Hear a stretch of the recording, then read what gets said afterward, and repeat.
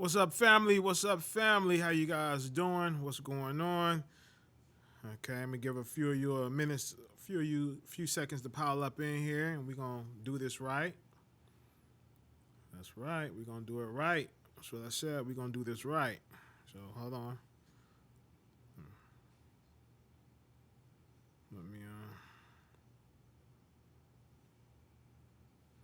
hold on, yeah. Everything sound good. Everything sound good on my end. What's up? What's up? Machiavelli the Don, how you doing, my brother? Let's do this, baby. Let's get it on and popping tonight. You know, hey, we got something special going on, real special. You know what I mean? So let's kick it off. Everybody, hey, I got a treat for y'all, a special treat. You know, 100% special treat. Y'all gonna love this. Y'all gonna love this interview. I'm gonna give a few of y'all a few minutes to get up in here. What's up, family? What's up? Okay. This is gonna be a beautiful one. I'm sending out the link right now to everybody. You know, this is important, you know, because this is representing Detroit. You know what I'm saying? The Detroit way. Yay. What's up? What's up? I see y'all. Don't be afraid to speak all at once. Go ahead and speak what's on your mind. Let's do this. Let's get it going on. Okay, y'all excuse me. I'm sending out links. You know, everybody want to be involved with this. So I got to get these links out to everybody. Yes, ladies and gentlemen. So, ladies and gentlemen, D Block in this motherfucker. Oh, what's up? What's up? Hell yeah, there we go. Let my other people, you know what I'm saying, know what's going on, because they need to know what's going on. And my other social medias. I'm getting y'all just bear with me, because this is going to be a great interview. This is going to be a great interview, and I'm going to explain this interview to the people, ladies and gentlemen. I'm going to explain this to you guys. And yes, how you doing, Anita? Hey, great to see you up in here. Great to see everybody up in here. This is Detroit, so I got to represent Detroit on this one. Shout out to the Marshall family. Shout out to Tamara Marshall. My bad. I said Tamara. That's my niece name, and I jacked her name up. I don't want to do that. It's Tamara Marshall. So let's do this right, ladies and gentlemen, and we're gonna represent her the right way. You feel me? So I want everybody. You know, excuse me. I'm just getting all this stuff going on. You know, excuse me. I'm just giving it time to let the people pile up before I start talking. You know what I'm saying? Before we do this the right way. So, you know, I'm sharing this. This is a must. I want everybody that's in these Detroit groups. If you in here and you from Detroit, I need this to be shared amongst all the Detroit groups. You know what I'm saying? Let's do this. Let's do this for Detroit. Mainly importantly of all, let's do this for Tamara Marshall. Let's do this for her. Okay, sorry. Now let me take these out right here. Let me take these bad boys out. These little things right here. Let me put the big dogs on. What's up, Detroit and Real World Podcast family? What's up? How you guys doing? I am back for another, live. Well, this interview. Let me explain this, ladies and gentlemen. April the 4th, 2020 makes the 30-year anniversary of the St. Aubin Street Massacre. So I got a one-on-one sit down with Tamara Marshall. And Tamara, she agreed to, sit down and chop it up with me and tell, her truth. And it is just that, her truth. And I happen to believe her truth. Because let me explain to you back in the day what Detroit was when this was going on. Back in the 1990s, the Detroit police, we had these people that they called the Big Four. And the Big Four, they were kick in doors, rob dope houses. They were plant dope on people. I happened to be a victim of getting dope planted on me back in the day. So this is real shit. And this massacre right here, ladies and gentlemen, it made worldwide news. So what did the police have to do? They said, hey, we got to get this murder these 7 murders to stick on someone. So what they do, they go get this young lady and they pin it on her. By all means, she was there. She even admitted that she was there. She was there to make a dope deal. She wasn't there to commit a murder. So, with that being said and done, when I first started the Real World podcast, I was just doing my interviews and recording them because I was just going to upload them to iTunes, Spotify, iHeartRadio, and stuff of that nature. So I did one test run interview with the Joe Gants, and you guys loved it, and you asked for more. I'm not understanding why they ain't over 100 people in here like it was before, but we going to get to that. Don't worry. They're going to pile in as they go. But right now, so I recorded this interview with Tamara Marshall back in January. And I'm going to give it to you right now. We're going to sit here together and we're going to enjoy this interview. And I want you guys to hear it. I want you guys to have an open mind. You know, the media, they will screw us over. The media will screw us over. So I want you guys to listen to her side of the truth. Now listen to this. Here we go, ladies and gentlemen. Let's listen. Hello? Hello. This is a prepaid debit call from Honey. a prisoner at the Michigan Department of Corrections. This call is from a correction facility and is subject to monitoring and recording. Thank you for using GTL. Hello? Hey, how you doing? I'm good. Great.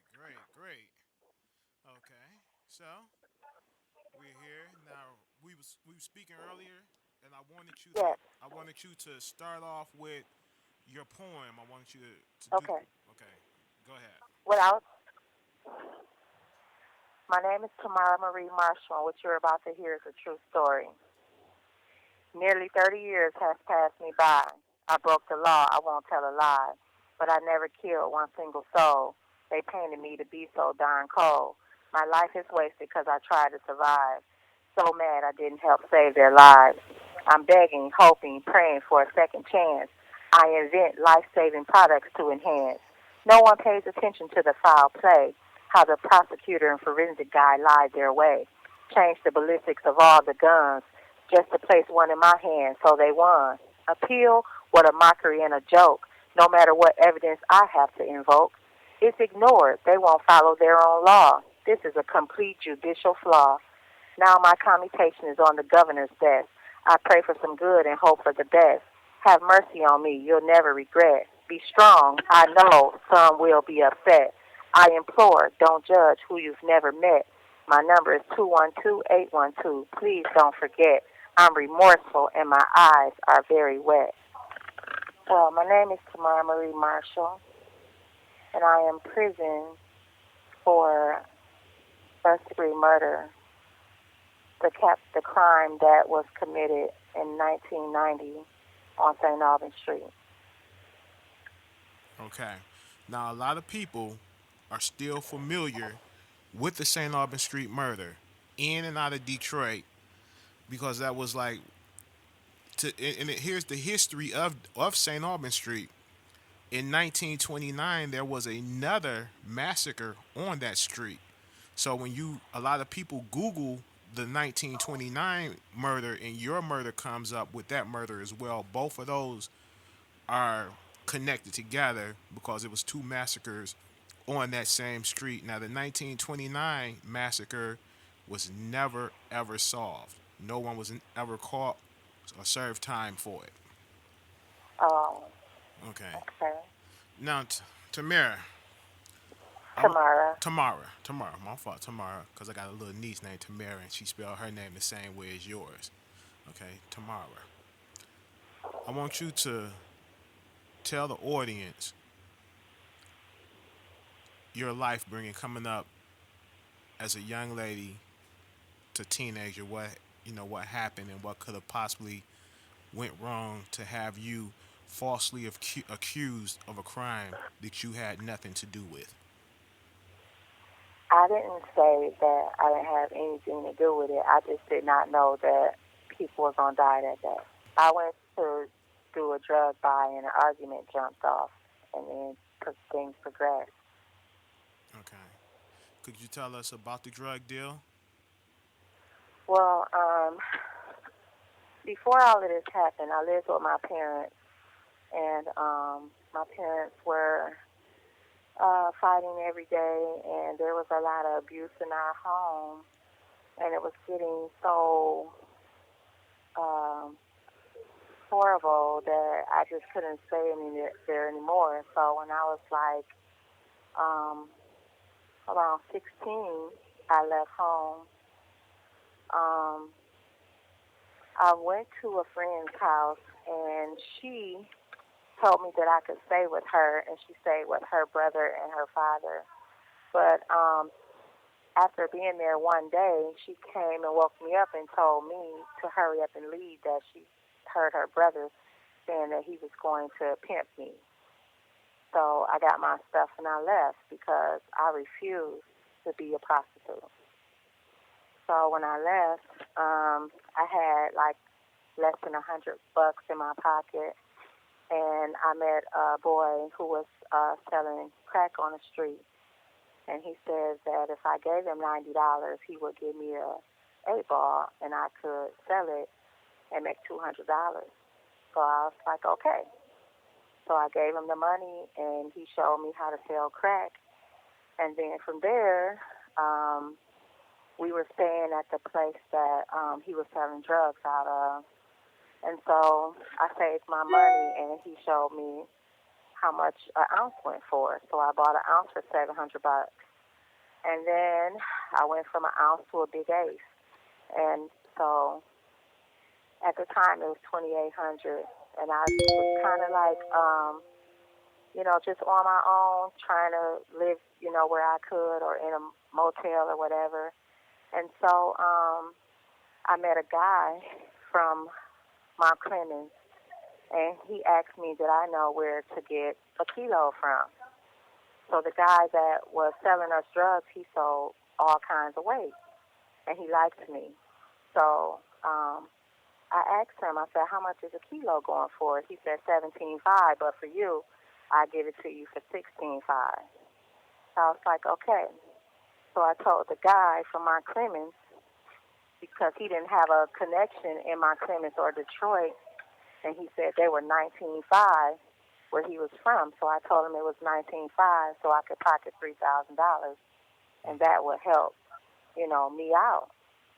So I did that, and I took his money, and I went to the drug house, and I copped his kilo, and I came back. I gave it to him. I pocketed $3,000. So after doing that a few times, I had a reputation that I had the keys, but really I was just a middleman. And so a lot of people from Muskegon and Flint and Saginaw was getting in contact with me. So at probably around 89, the end of 89, that's when I had enough money to buy my own. So I told my co-defendants, who was my childhood friends, we grew up on the same street. We all were like family because my brother was married to one of my co-defendants' aunts. So I told them, if they can put their money together and come up with it, I could help them. So they did. One of my co-defendants was fooling around with this girl who had started using drugs. She had told him that she needed $300 for an abortion, and so he did not want her to get an abortion. So she ran off, and she was on the east side, and she was on St. Aubin. I was gonna be honest. She was turning tricks and doing whatever she could with the dope man at the dope house. So one day when I went over there and I saw her, I told him where she was at. I said, she's over there, your girlfriend is over there. So when we got there to cop his stuff, he was supposed to stay outside. And he told me go in there and tell her to come outside. When I went and told her to come outside, she refused to come out. So the guy had two other customers there, and he told me that I had to wait. So I went and sat back in the car, and their car was parked behind ours, my other co-defendant. The driver had brought them over. So I got in the car, and I told him that she wasn't coming out. So the next time when I went, after I saw the other two guys come out, I went inside to make the buy, and my co-defendant came and knocked on the door, and because the doorman know him to be my friend and my, family member, he opened the door and let him in. And when he let him in, he said, he told her to get up and let's go. And it was being conducted at the dining room table. So at first nobody noticed that he was trying to get her out the house. And when she started making the commotion, that's when the proprietor, Steve, stopped what he was doing and was like, what's going on? And he was like, you got to get up out of here. And he was like, oh, man, you don't run nothing in here. She ain't got to go nowhere. And when he said that, my co-defendant pulled out his gun, and he was like, I'm running this. And I asked him, I said, why you pull out your gun? I said, he a killer. I heard he killed another guy that we know. And he said, I'm a killer too. So at that point, I figured I better get out of here. I didn't really trust anybody with my life. So instead of me trying to talk them out of it, I chose to just put myself first. And I'm going to be honest, I just was like, I'm out of here. So I grabbed two keys off the table. I put them in my bag, and I walked out. I told my co-defendant to drive, and he said that my other co-defendant said don't leave. And that's when my other co-defendant ran in the house, and I made him drive anyway. So he drove off. And before I left, I tried to get her to leave, though. I told her, I said, get up and go, let's go. And she was like, I ain't going nowhere. And I said, well, go hide somewhere, because it's about to go down. And she said, okay. And she got up, and she went towards this door. But I left out. I didn't see where she went. And so when the police came, she told the police the truth. She told them it was a police guy that came, and she told him the first statement that she gave was the truth, that, this argument jumped off or whatever. And when I left, I told her to leave, and she wouldn't, and I told her to go hide. But after she got down to the police station and they threatened her, she started telling them that I pushed her, I robbed her. I mean, this girl had nothing to rob her for. She was a crackhead. There was nothing that I could have robbed her for, even if I did want to rob somebody. So she fabricated her story because they asked her the same question they asked me at homicide. The homicide detective asked me, did I want to be a witness or a defendant? And I told him that I didn't trust him. And they attacked me, and they abused me. They beat me up for like 2 days straight. Sergeant, she kicked me in my stomach. I asked them for a lawyer. She wouldn't give me one. She never stopped questioning me. She took a pen after I had been hungry and starving, and in a closet with a prisoner named Monica Mitchell. We were in the closet. Monica was a drug addict, and she had threw up on herself and peed on herself. They had jumped her as well. And so after I had been in that state for so long, she came in there with an ink pen and put it in my hand. I guess she assumed that I was right-handed, but I'm left-handed. And she put a pen in my hand, and she told me what to write. And when I didn't write it, she slammed my head down on the table. She told me my co-defendant... You have 1 minute remaining. She told me my co-defendant had written a statement on me and that I was going to go down by myself, and that he said that I had killed these people. So she started writing what she wanted to write. and verbally asking me questions. I did answer some of their questions, like how did this car get something in the car.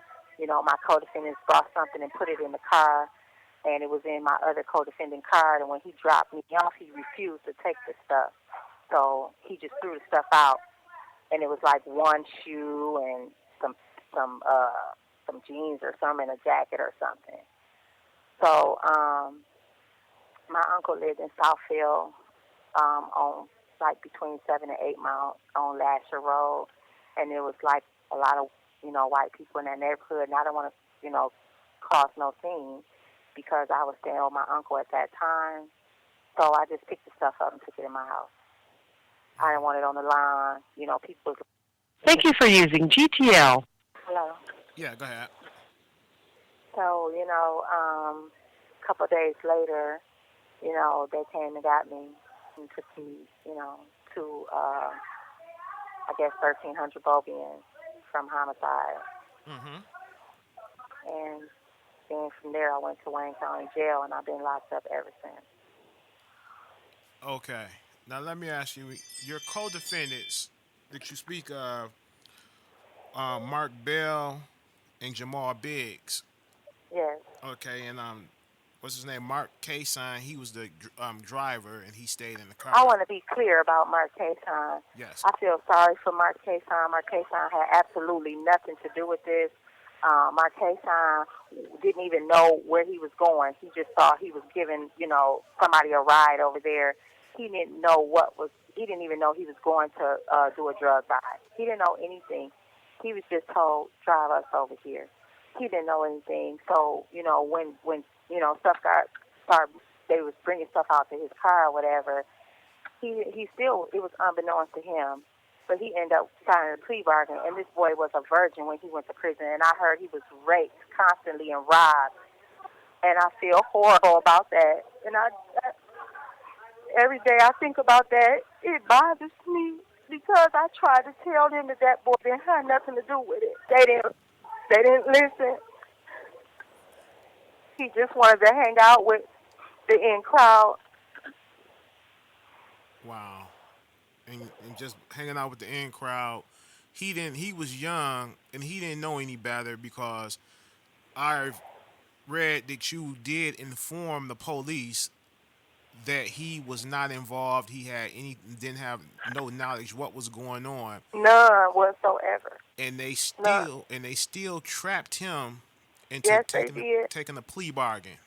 Yes, they did, because he said that he heard one of them say something about hitting a lick, and he didn't know what that meant. Yeah, it's like when I was started, more into reading your story and doing my research on him, because I was familiar with it when it first happened. And I always thought that you were innocent and was being railroaded. It just didn't, a lot of the stuff didn't make any sense from what I was reading and what the news media was putting out. So I'm never going to say that, I was at the wrong place at the wrong time. I'm never going to try to, sugarcoat what happened. When he told me basically that he was going to kill them, I took what I wanted and I left. I didn't even pay for my key that day because I figured basically you just said you were a killer. And nobody knows that. Nobody knows that. That's not in the record. But at this point, what's the use of lying? I'm not going to lie about it. Right. Now, okay, when you say he, are you referring to Mark Bell? Because from the research I've done, Mark Bell, he was the one that was in there doing all the shooting and all of the killing. Oh, yes. Okay. Now, I did reach out to Mark Bell, and he did not respond back to not one letter or one email. Well, Mark Bell also has another murder case that's not this one that he got found guilty of. So, his hopes is not very high for ever getting out. Yeah, I read where he committed another murder. He was, and only got I think it was $1 or $4 in that murder. That was his share of the robbery. $4, I believe it was $4. Yeah, I wasn't really. I don't know what happened. I just heard that from one of my lawyers. No, I really don't know what happened. I read the transcripts on it, and I read his appeal papers on it, and from everybody that testified in that case on him, that's what it was. His take was $4 out of that, his share. Now, That's sad. it is now. My understanding is okay. Now the juvenile, the woman was not a juvenile. This young lady that was there, from what I gathered from doing a little research from people, they said her name was, hold on, don't, Tiara. Her name was Tamelia Goodwin. Tanelia or Tiara? Tamelia Goodwin. Tamelia Goodwin. Okay. Yes. Now they say Tamelia looked like she looked like a kid, and Mark told her to hide. No, all of that is fabricated. Okay. Mark didn't want to do nothing to her because he had been messing with her. Okay, but Mark knew exactly what was going on. Okay, yeah, this is the lie that she told. Yeah, okay. Because she didn't want to admit that she was messing around with him and that she had lied about being pregnant. That's why somewhere in the record it says that she said she was pregnant. Okay. Wow. She didn't want to admit to that. Right. Now, she knows she wasn't very honest during this. Not at all. Because, it just, like I said, a lot of stuff and didn't make sense. She was running around helping them look for money and guns. My co-defendant told me when we were in the county jail, we were on our way to court, and Jamal told me what she was doing. He was like, we locked up and she ain't. She was helping us. Okay. I said, she was helping y'all? He said, yeah. I was like, wow. Now, I did read that before the shooting, you were long gone in another car.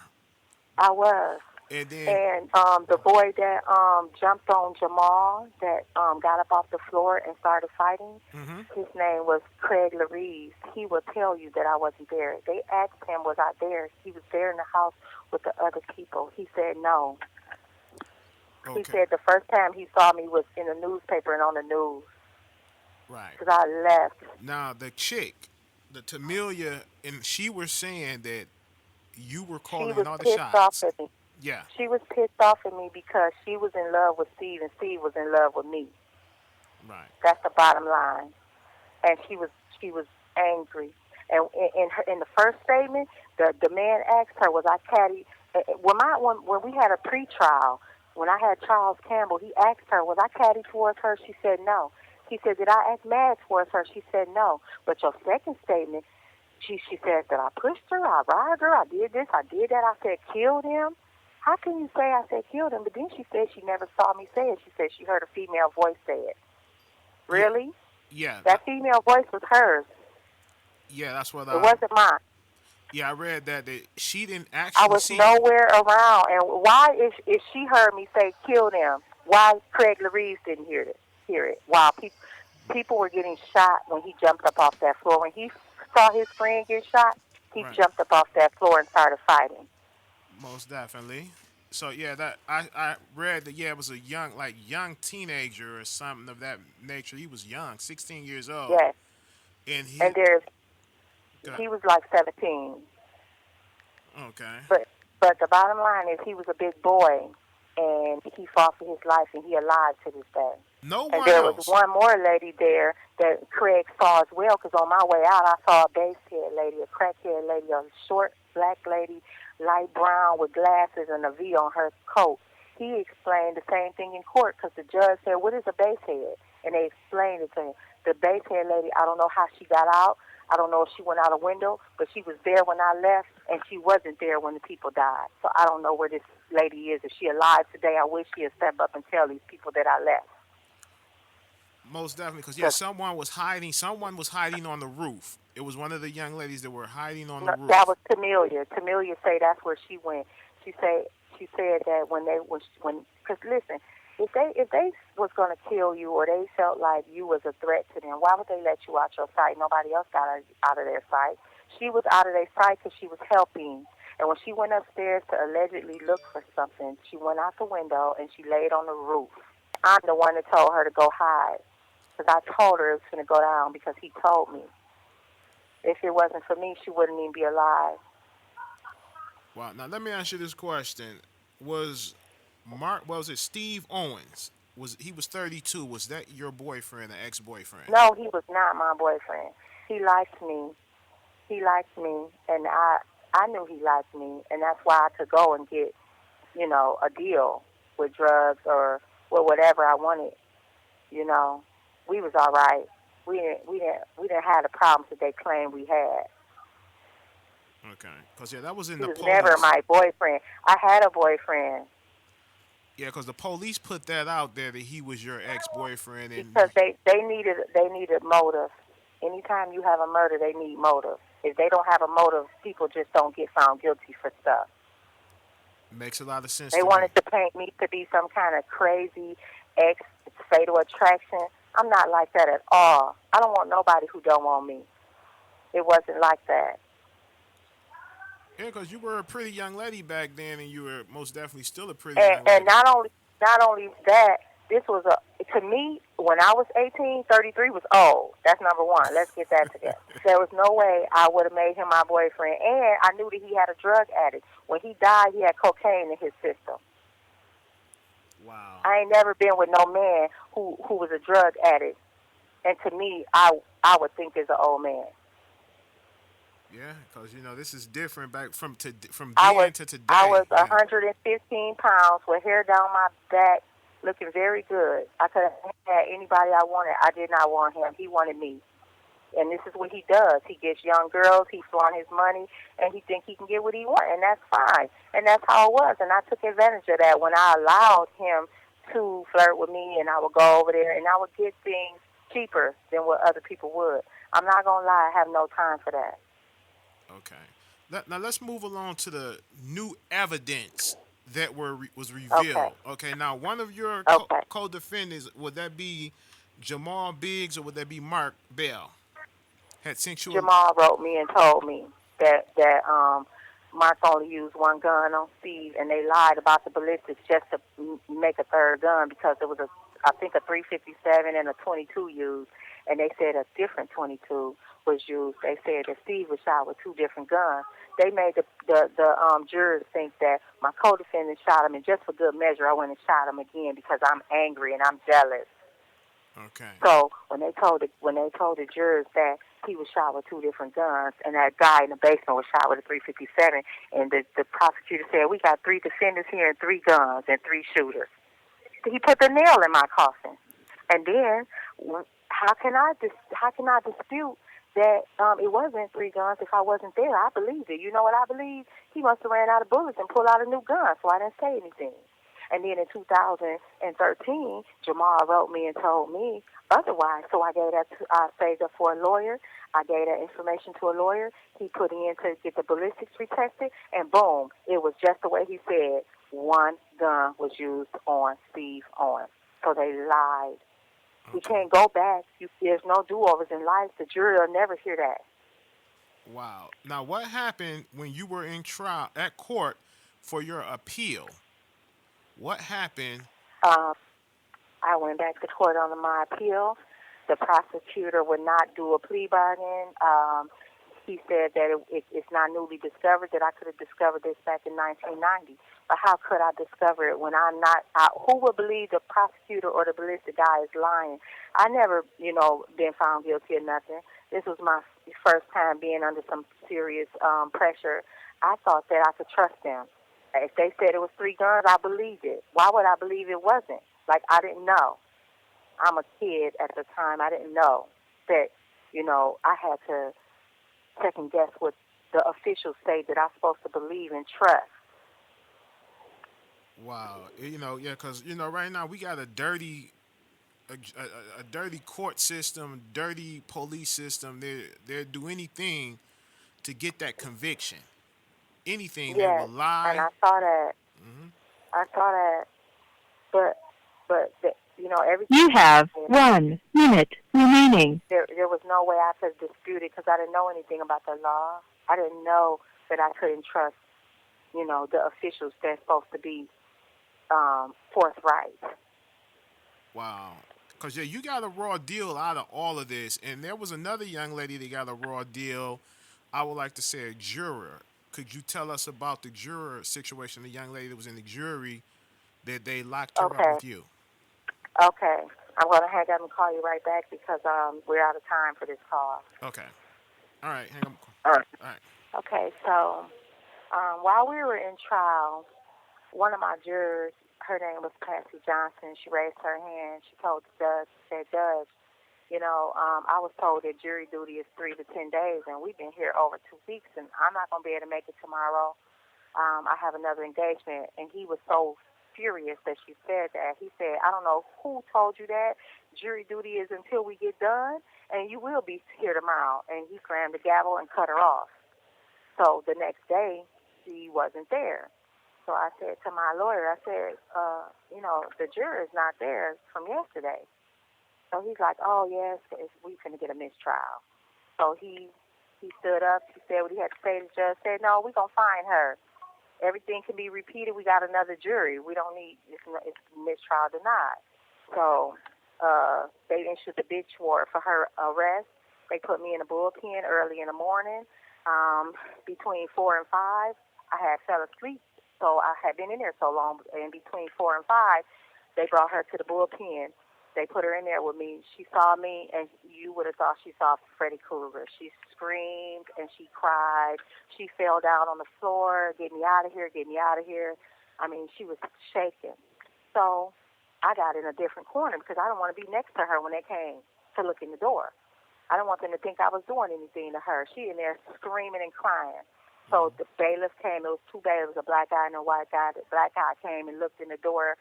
He laughed. He went and got the white guy. The white guy came. He looked in the door. They laughed at her. She on the floor screaming. So for like a half an hour, she's crying. So when her crying subsided just a little bit, I said, ma'am, I said, please stop. I said, I'm not going to do anything to you. I said, I'm not no killer. Please, don't make these people think I'm in here doing something to you. She said to me, I had to go to a court hearing about my children, and they locked me up. They gave me 3 days in the county jail.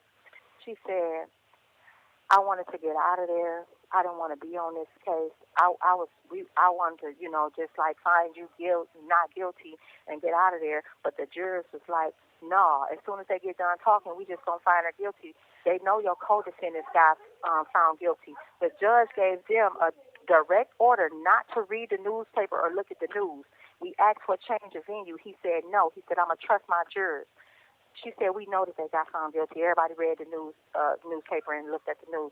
She said they feel like if they guilty, you guilty too. So they're not going to deliberate. They're going to pretend to deliberate. They ready to go home like I am. I'm the only one stood up for myself. So I said, oh, okay. So they don't want to hear nothing I got to say. Cool.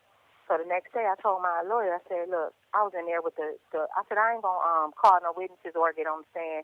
I said, this lady told me that they don't want to hear nothing I got to say. They know my co-defendants got found guilty. He said, oh, you going home today. You finna get a mistrial. So he go in there. He said, Judge, I filed for a mistrial.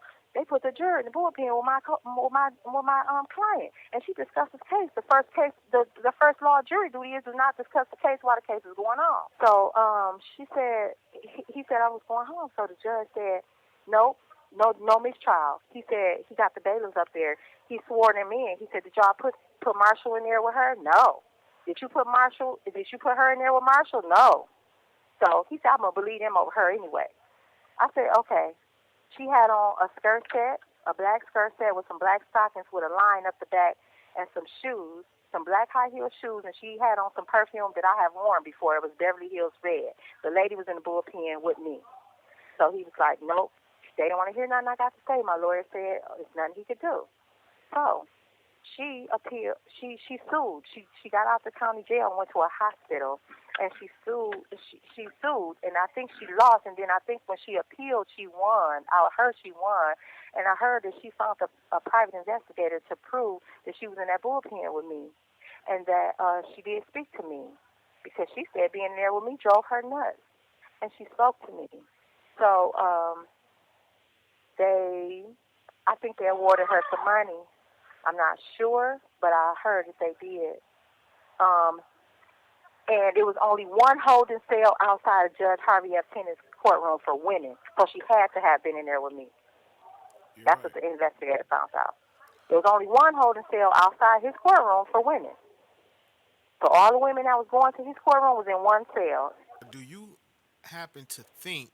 Well, there ain't no think to it. That they wanted to use you as a scapegoat to solve this St. Aubin Street massacre crime I because. think two things. Mm-hmm. I think two things. They wanted a conviction, and it was election time. During my trial, the court stenographer and the bailiffs were passing out election things for Judge Harvey F. Tennant in the courtroom. Mm-hmm. Yeah, that could have played a big part because if it's an election and this is a big major case, it's all over the media. It's not just here in Detroit or just here in Michigan. That was a worldwide, media My case. cousins that lived in Milwaukee heard about it. They heard about this Like, over in Canada. right. So, and then you got to look at it. There was another St. Albans Massacre Street murder that happened in 1929. And today, Right. to this day, that massacre is still unsolved. No one has went to prison. No anything had happened on that one. So my assumption to that is they was like, hey, okay, we cannot have two St. Albans Street massacres unsolved. So we're going to do what we have to do, lie, steal, cheat, whatever, and we're going to convict these people. Yeah. And that's sad because I've been in here 30 years. There's no hope for me. I can't even have a baby. I haven't had a menstrual cycle in 16 months, so it's over for me. All I have is the rest of my life to try to do something with it. Wow. And how old are you right now? I'm 48 years old. 48, and you've been there since you were 18 years old. I've been locked up since I was 18 years old. Wow. So do you see any hope at all of any Yes, I possibility? do. Yes, I do. I will not give up. I will not give up trying to get out of here. I know there is a God, and I know that God would not allow this to happen to me for no reason. And I feel like he took me off the streets to make me a better person. And I'm not mad at Tamelia. I'm not mad at my co-defendants. I'm not mad at myself. I have asked God for forgiveness, and I know he has forgiven me. And he took me off the streets because I might have ended up dead selling drugs, or I might have ended up killing someone. So he allowed me to be taken off the streets, and I'm fine with it. But I got the rest of my life to try to get out of here and try to make a better life for myself and try to show society that I am not the monster that they painted me to be. I did an interview with a young lady who's locked up with you, and whether she's older than you, and we spoke about you, and she said that is the sweetest young lady that you could ever meet. The person that the media has painted her out to be, she's not that person. She helps people out in here, and she try to mentor other women, young women that come through here. Would you like to talk about that a little bit? It's against the rules to lend and borrow in prison, Mm-hmm. but it's hard for me to see somebody hungry and don't get him some food. It's hard for me to see somebody walking in the state bro games that put blisters on your feet and not try to help a person with a pair of shoes or some socks. I do help people, and I do try to mentor these girls because they think that it's cool to have a drug dealing boyfriend because he a baller. But I try to tell them that your life can be ended. You ain't here for something small. You get out there and you go back and be with this drug dealer boyfriend, you might end up in the prison for the rest of your life. You got another chance. I don't have do-overs. I might not have another chance. So I do try to mentor the young women to let them know that life is not the life that you should be living. That God gave everybody a gift. And whatever your gift is, operate in your gift. Okay, and you're right. Now, since all of this evidence, because this is some new evidence that one gun has actually shot Steve Owens, is there any Yes. way that you're going to try to appeal this on a federal level or put something into play Well, to get it there? every time you appeal, you have to get a new lawyer. Mm-hmm. And I've been saving up for lawyers all my bit. My husband helped me, my mom, my sister, my brother. But, I feel like after I lost this appeal, I feel like my husband has given up hope, And so I don't really have enough, money for another lawyer right now. So I put in a commutation with the governor. I'm asking the governor, because she gave me a commutation. So I put this in last year, December, and they sent it back and asked me to answer question number 4 a little better, and I did, and it got back in February of last year. So it's going to be February again, and it's still there. So a wait is better than a no, That's true. And I have seen commutations get denied in 90 days. So because my commutation is still there, I have hope. And that's a good thing, and we all have hope for you as well, because I've seen baby rapers, cop killers. Get out quicker than me. Yes. Listen. I've seen cold-hearted killers have 7 years, 8 years. I've seen a girl named Jan McCants kill her child, beat him to death. They gave her 8 years. I've seen my bunkie. I had a bunkie that was jealous of her boyfriend's baby mama, and she tricked her over into her house and beat her. And when she rolled her up in the carpet, the girl started moving, and she shot her through the carpet. And then she called her boyfriend and her cousin to help her move the body. And when they put her in a car and set the car on fire, they drove the car to the west side and set the car on fire and went back to the east side. When they found out that through forensics or whatever that they had done that, she said, let me testify against them. And she testified against them and put it on them. And she only got 4 to 15 years, and she gone home. Wow. I done seen child molesters, people that kill their children and people that hurt children, go home quicker than me. I lay my life down for a child. I would never allow a child to be hurt on my watch. But that only God knows your heart. Mm-hmm. Michigan has always been a fucked up state when it comes to anything dealing with drug dealers or crime that was drug related.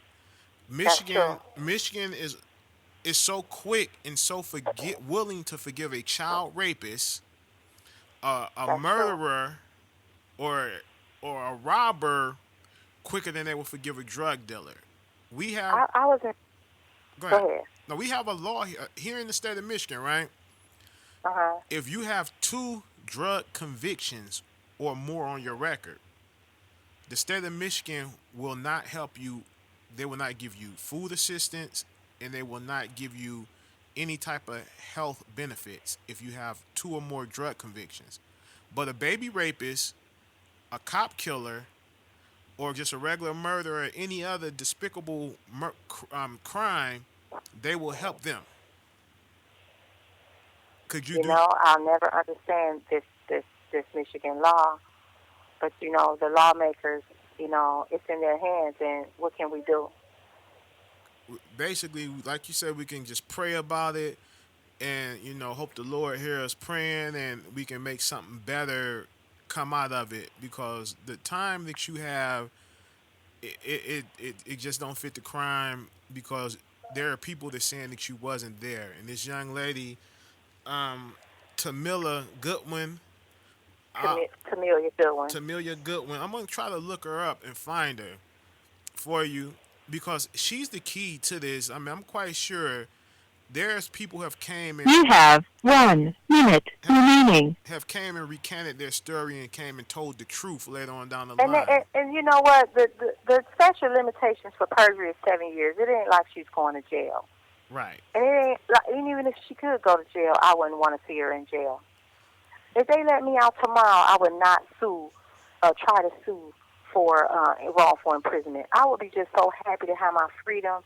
I wouldn't even. I have no axe to grind. I have no animosity toward the system, toward the liars, toward anyone. It's my own fault that I'm in here. It's my fault for going down this road. I fault no one but myself. I believe you, because a lot of people, like, that would do some dumb shit, they would say, "Oh, I shouldn't be here," but you're owning up to what you done. And I'm telling things that I've done that don't nobody know but me. Most definitely. Thank you for using GTL. Yeah. Yes, okay. Okay. Well, in conclusion, I have one more poem I want you to hear. And it's what I rely on every day as inspired by Exodus 3:14. It's called the God of all. Mm-hmm. There is but only one God, the one who created the cold side. He is the Alpha and the Omega. He is the righteousness full of love. He is the beginning and the end. He is the only way we can win. He is the way out of this life of sin. He's the now, the after, the then. He was the God before anything, and he's the God after everything. The only perfect being from the beginning, and the perfect love to the very ending. He is the I am who I am, the one who supplied the ram, the great I am that I am, the God of all lands, the God who has all power in his hands. So at this point, I just gave it to God, and he got the power. So whatever happens, it happens, and I'm going to be all right with it. Wow, you are a very positive, strong young woman because a lot of people, for something they didn't do, they would be very bitter that they're sitting in prison for the rest of their lives, or just not for the rest of their lives, just been there as long as you have been there. Terrell, bitterness comes from unforgiveness. I'm not living in unforgiveness. You can't even get in heaven if you don't forgive the people you see on earth. So how can you expect God to forgive you? I can't be bitter. That's powerful, and you 100% right about that. But a lot of people just will not forgive, or they would say they forgive and really have not forgiven. No, I want somebody to have mercy on me. So how can I act like I'm mad at anyone else? And at the end of the day, nobody would have been able to fabricate or lie on me if I didn't choose that life. Yeah, I had to get out of my house. I was being abused. You know what I'm saying? But I could have went to a shelter. I could have found a better way. I chose what I thought was the easy way. And for that, I'm paying for the rest of my life. Nobody made me sell drugs. Mm-mm. Nobody made me hit the streets. I did it because I felt like it's better than being a prostitute. Not, Okay, so I feel like, I made a bad choice that cost me my life. All I got to do is pick myself up, dust myself off, and hope that somebody would just give me another chance. And I'm not mad. I'm hurt that I did not rely on my better judgment. well, But I forgive, and I just hope that somebody will forgive me. wow. You were only 18, so you can't beat yourself up because at 18, none of us were thinking the way we would think today. And so you can't be hard on yourself. I want to shout your sister out, Mary. Mary she's a strong woman, and no matter what, she rides with you, and you are her heart, and she has made that known to everybody that you are her heart, and she is trying to do any and everything she can to help She get is you my out of best there. friend. She is my best friend. She has been here for me. I love her more than anything in this world. I love her. She's always supported me. She prays for me. She, she's there for me. I'm in prison with people who family leave them after 1 year. My family still come and see me and still support me. So I'm blessed. I'm blessed. At the end of the day, God still is blessing me. He woke me up. We got black mold in the unit. People are dying from cancer every day. I'm still healthy. God loves me. If anybody want to write you, just any of the listeners to this show that want to write you and just give you words of encouragement, how can they write you? They can write me using the JPay system for prisoners the same way that you and I write. Okay. They have to set up an account with jpay.com and add me to their page, and I will respond to them. And I'm going to leave a link in this show and all the information of how they can do that, because you never have enough friends to reach out to you and talk to you through email, and like I say, I'm when I wrote you, I told you I'm building friendships, not burning bridges. Yes. And I didn't just want to do an interview. I wanted to stay in touch with you and just through this whole process, ride it out with you and ride through it. And I'm here. I'm gonna keep that promise. You know, Thank you. this isn't just about an interview. You know, Thank not you. at all. And like I said, I just want to get your side of the truth out here because no one has ever heard your side of the truth. They have heard what the media have wrote, but it is just what it is. They take your words and they twist them up to fit their agenda. And here we're not gonna do that. We're gonna give it to them how you said it, and you know, and then your truth will be heard. And we need that. Get their side of the truth.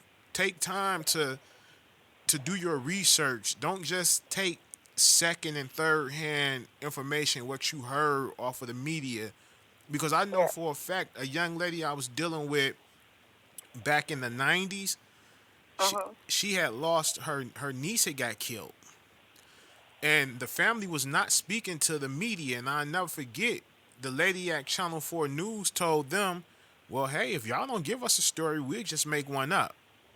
And that's exactly what they did, end up making a story up because they never spoke to him. That's so sad. It That is. is so sad. Because during this time, they went up and down the street. They went to, streets that we used to live on, asking just random people about me. Sometimes they ran into enemies or foes and people that just had, angry things to say, about me, just to get on the news. Some people just wanted to be on the news. So a lot of things were said that were not quite accurate, and some things were accurate. An incident happened during trial where there was one of Steve's friends in the courtroom, and he looked at my mother and said, "I'm going to kill you." And he was ejected from the courtroom. His people were waiting outside. Some of them knocked my pregnant sister on the ground and kicked her. And my family tried to protect my family to the car, and they got into a physical altercation.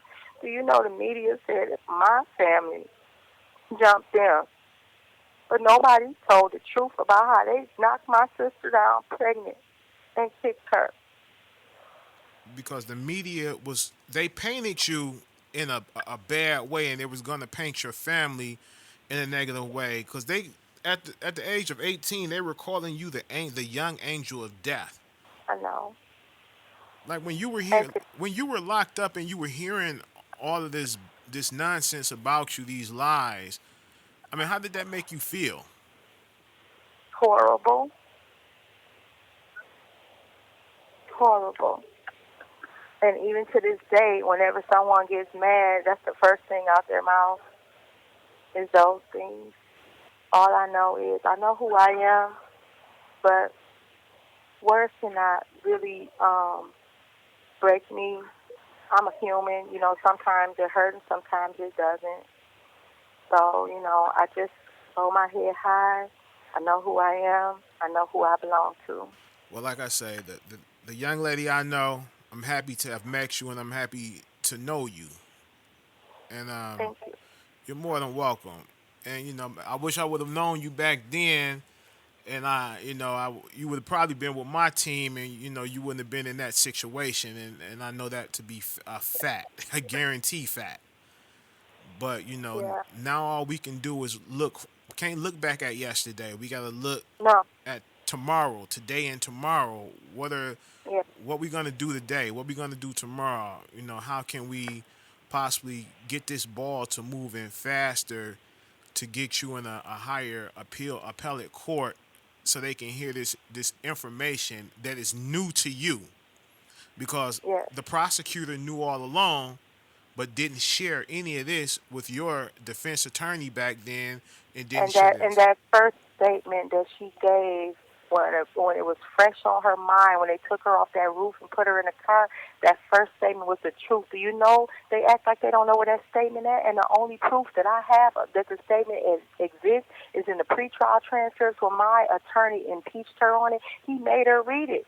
He said, "Read this. Did you say these things?" And she said, "Yes."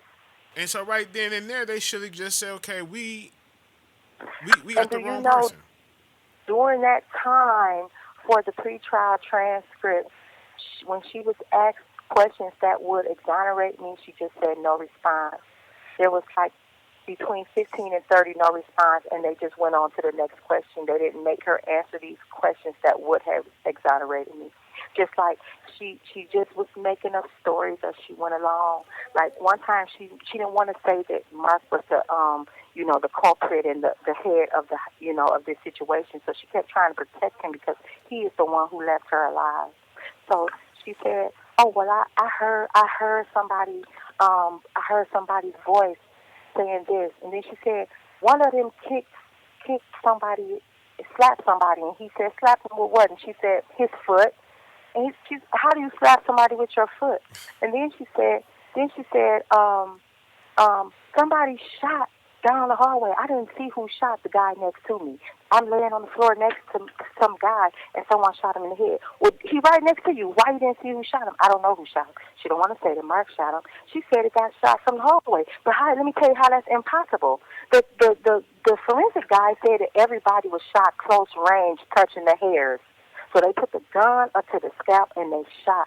So there's no way somebody could have shot from down the hallway like she said. She got caught in all of these lies and nobody made her tell the truth.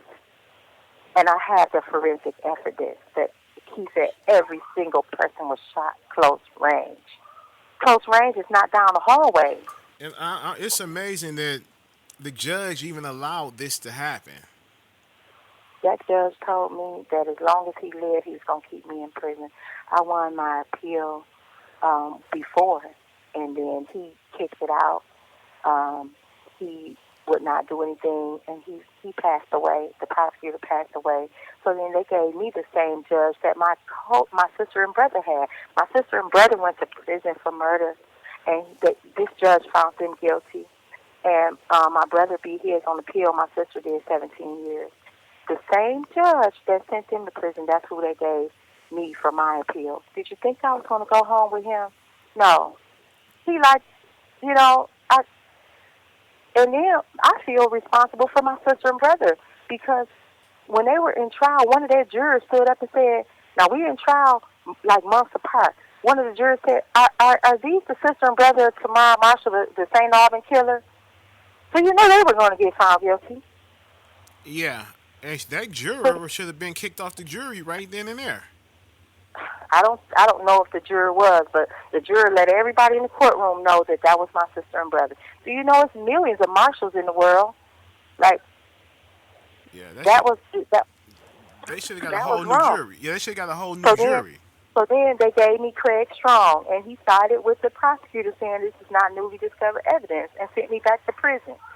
You have 1 minute remaining. Wow.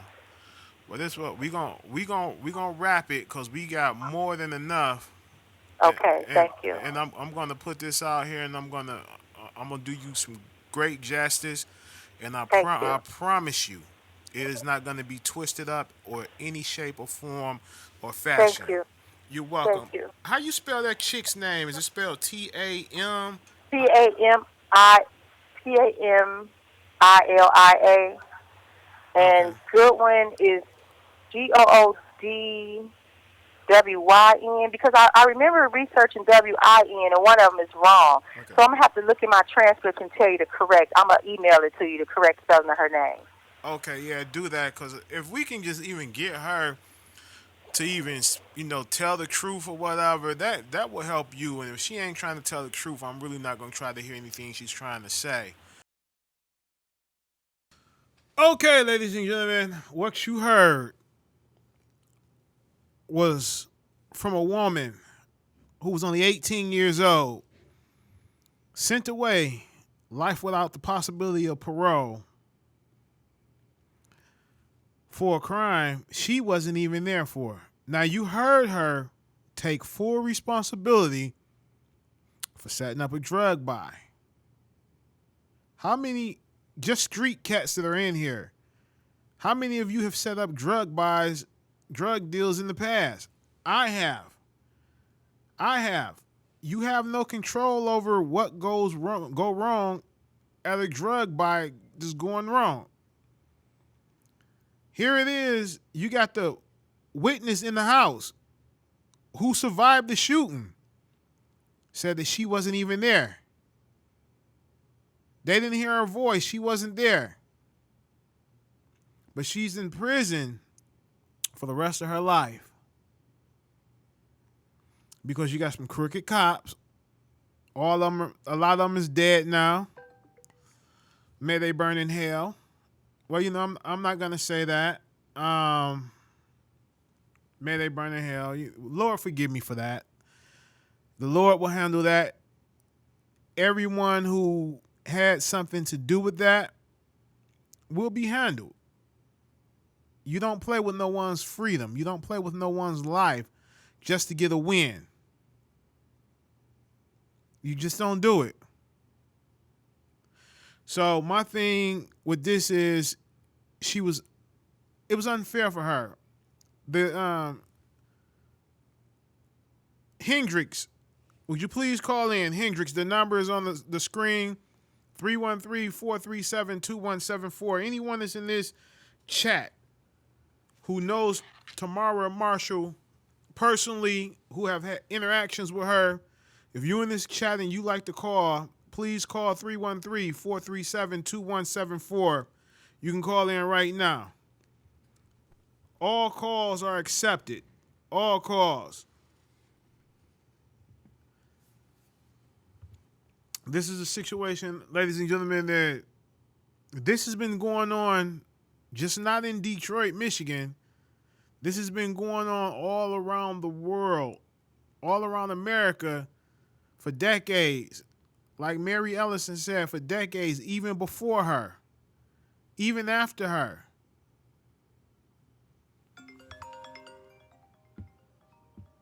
Hello? Call from Ulysses Hendricks. to accept, press. Hello, how you doing, Mr. Hendricks? Oh, I'm doing just fine, sir. How about yourself? I'm great. So Miss Tamara, Tamara, my fault, I don't want to mess her name up, Tamara Marshall. You know her personally, right? Yes, I'm a volunteer that goes into the prison system. Been doing it for over 30 years. Mm-hmm. And that's where I met her at.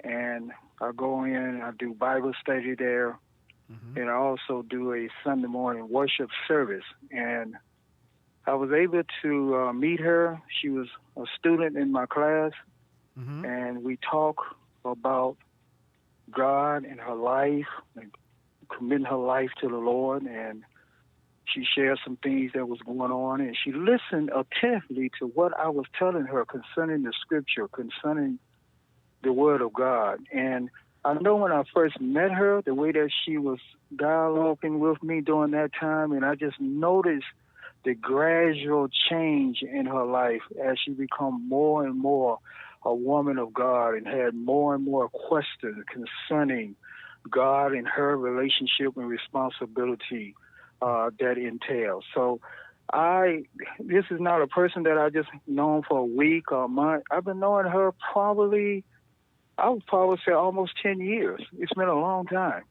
So I have seen the changes that has taken place in her life. So I can testify to that I truly believe that this individual has been transformed by the power of God.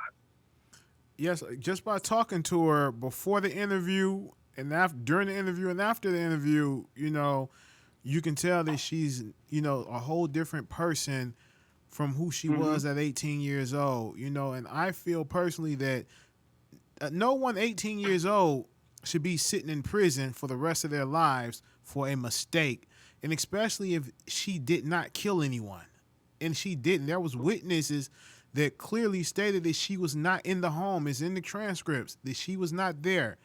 The guys did the shooting and the killing, so why would you lie and say this woman was there and then try to put a gun in her hand, and the evidence was there that it was only one gun used, not three guns, and then the prosecutor come back and say, oh, well, this isn't new evidence, so send her back to jail.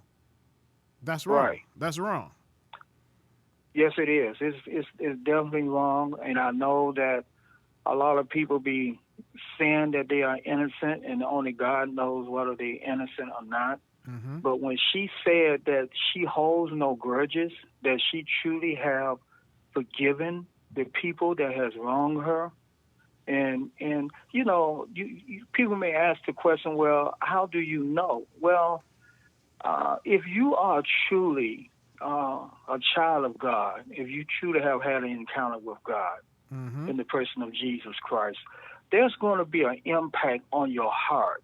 And people that knew you prior to that encounter, they know that this person is not that same person that I used to know. And back in the 70s, I was into drugs, and I had my encounter with God. Okay, and I can see the change. Some of the stuff that used to upset her, some of the stuff that used to depress her, now she rising above those things because she have put her trust in God. Now, if the system is all about rehabilitation, which is good, but you and I as believers believe in transformation. Yes, so I believe that this person, that this young lady has truly been touched by God, that she have had that encounter with God. And I believe that if any way possible, because even where she's at now, she's about doing God's business. I mean, she's witnessing to people, she's helping people, she's instructing people in the scripture. She come to all my Bible studies. She come to all the services.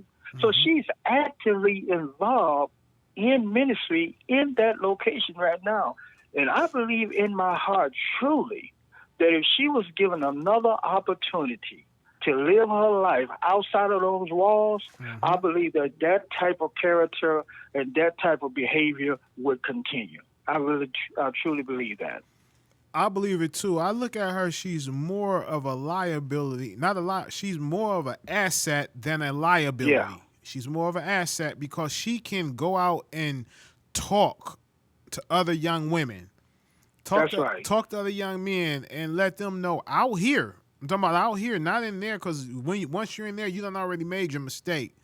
But she can reach and touch so many people out here, young women and young men, not to make the same mistakes that she did coming up at 18 years old. She can guide them from that. And, she can be used through the Lord to do that. That's right.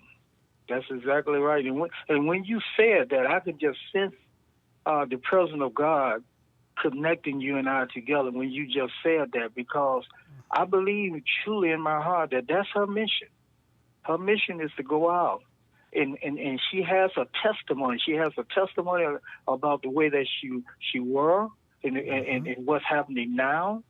And now she can also testify on the other side of all of this, what the power of God can do in a personal life if you just open up your heart. So I think she'll be a powerful force. Yes. I think she'll be a vital asset in the ministry outside of those walls if she just given another chance. I truly believe. I believe that because, she's I interviewed a young lady by the name of Sharon Hunter. And Sharon Hunter, don't know her personally, but know of her and had nothing but the best things, good things to say about her.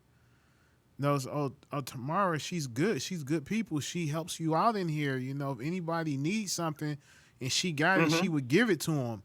And I'm like, okay, well, wow, this young lady has changed her ways. I'm hearing this from an older woman that's like in her 50s, almost 60, saying this about her. You know what I'm saying? So I'm like, okay, well, I believe she learned her lesson a long time ago. And no one should be holding no grudge. This is more personal than it is about anything, I believe, because it was an election year and she brought that up. And they needed to pin this case on someone. I had many run-ins in the 90s with the Detroit police. Back in the 90s, and the Detroit police were ruthless towards black men and young black women. Right. And I've had cases, I had to fight dope cases where dope was planted on me by the Detroit police. It was like, oh, we can't catch you, but we're going to give you a case. Wow. Yes. So, as I got older, I was wild, running wild. And as I got older, when you get older, you get that that call from God in your ear, like, hey, you need to sit this down, or you won't be here Yeah. much longer. And and Amen. you just have these, this feeling like, wow, why am I doing this? Why am I still doing it? And the Lord know how to set you down. He really know how to Yes. set you down. And I never, when I had did a little time, and I was like, I didn't blame the Lord. I saw a lot of people blaming him. And I was like, okay, Lord, I already know it's like you got 2 days. You only serve 2 days in prison. The first day when you walk in, and the second day when you walk out, them is your 2 days. Everything else in there is dead time. And when I was going in there, I said, you know what, Lord, I put myself here. You done tried to warn me one too many times, and I turned my back on you and did what I wanted to do. So you put me here for a reason. And while I was there for that reason, I learned a lot while I was there. I got more in tune with my Bible. And, I got more in tune with him. I had a relationship with him. And God still got a relationship with him.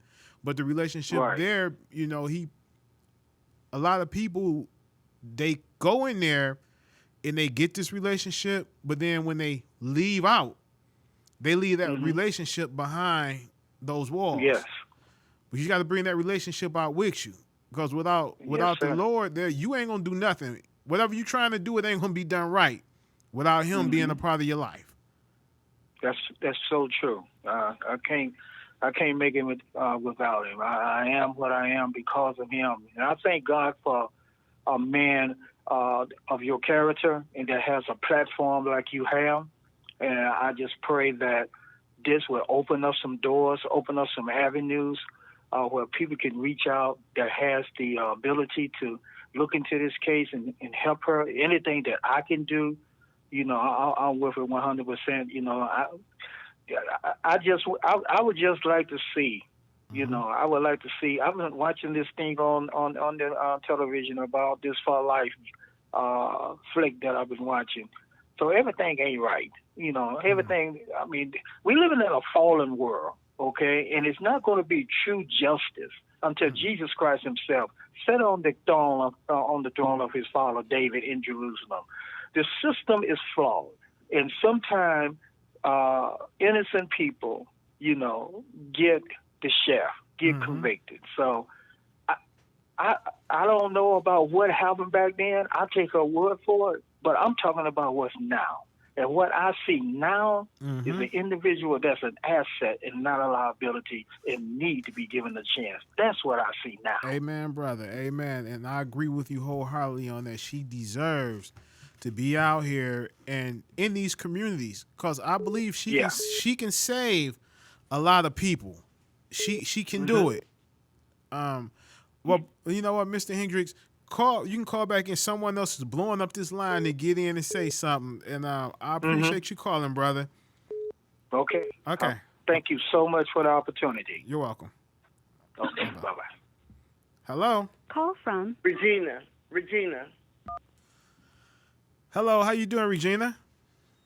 Hi, how are you? I'm great. Can't complain. How may we help you this evening? Yes, I was listening to the podcast you had going on with Miss Tamara Marshall, and I wanted to say a little something. I was already locked up when I met Tamara Marshall. Yes. And I did not have the best outlook on Miss Marshall because I fed into what you talked about of what the media had wrote. And over time, I got to know her, and we became friends because she was not the person that she was depicted to be throughout the media. I got to actually know the person. Yes. And it took a while for me to get it right because I was in and out of prison for 15 years. You total it all up together, it adds to 15 years. And each time I came back, she accepted my friendship, whether I contacted her when I came out or whether I did or didn't. And she shared her food with me. She made sure that I ate. It took a while for me to get my parents to, oh gosh, I don't know, what would you say, put something on my books because I had made so many broken promises to them. But she was there for me, and we became really good friends.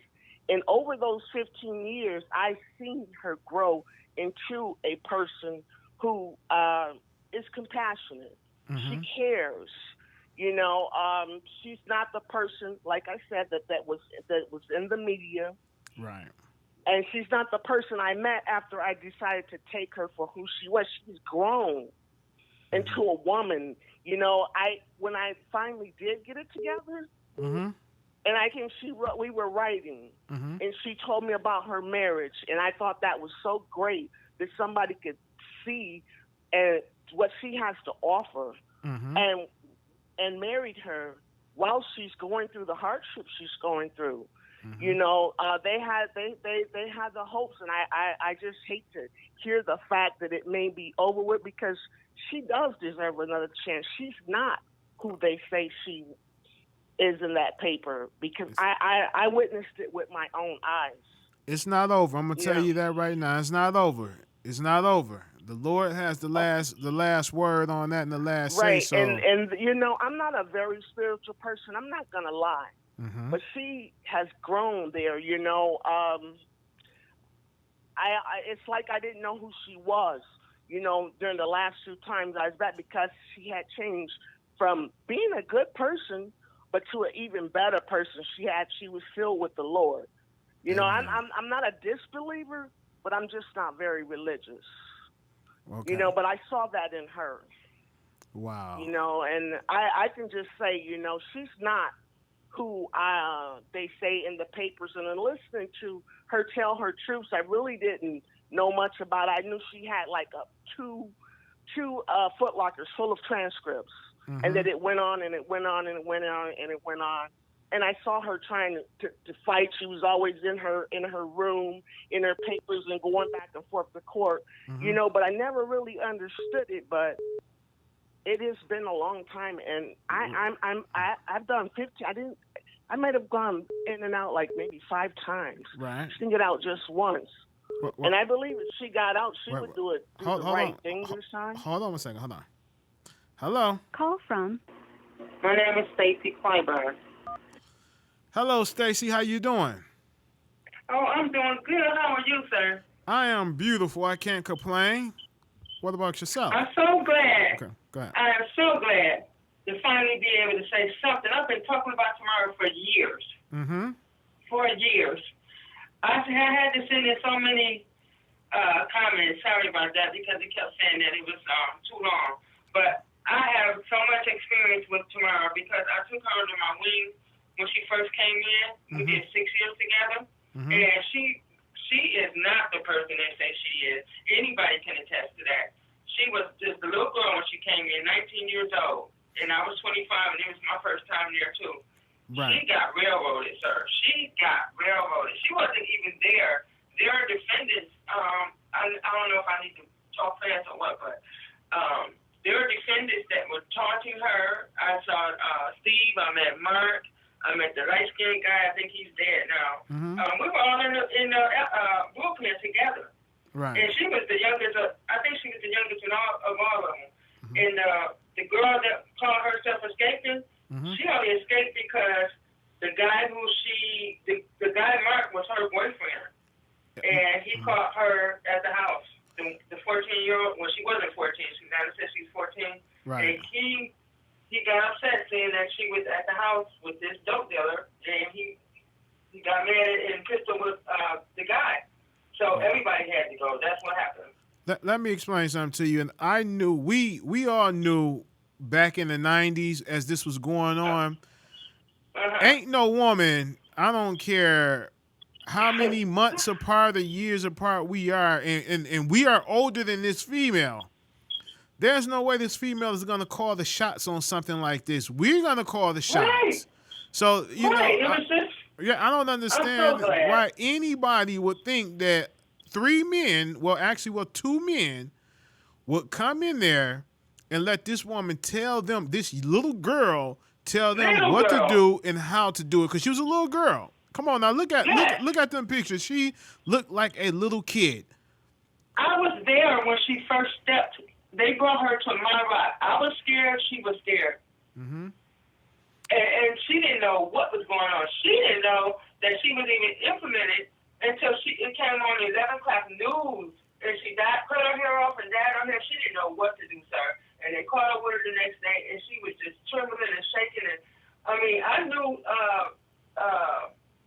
it was just supposed to be a drug deal. Right. Wasn't nothing going on in the news at that time. So what they did was sensationalize her case and put it on there for 2 weeks. Exactly. That's exactly what they did, because wasn't nothing going on in Detroit was worth nothing. So this case right here, you can go back. Anybody can go back. I challenge you to go back to the Detroit news, anywhere in the news from just say January all the way to April when this happened. In there, Detroit was so quiet. There was nothing going on of that. Nope. So this one case shook the media and got ratings and sold newspapers, and they had her all over the newspapers every day. Every time she went to court. And it was election time. Yes, and the newspapers were selling. Yes. Kim Worthy is something else. I turned myself in.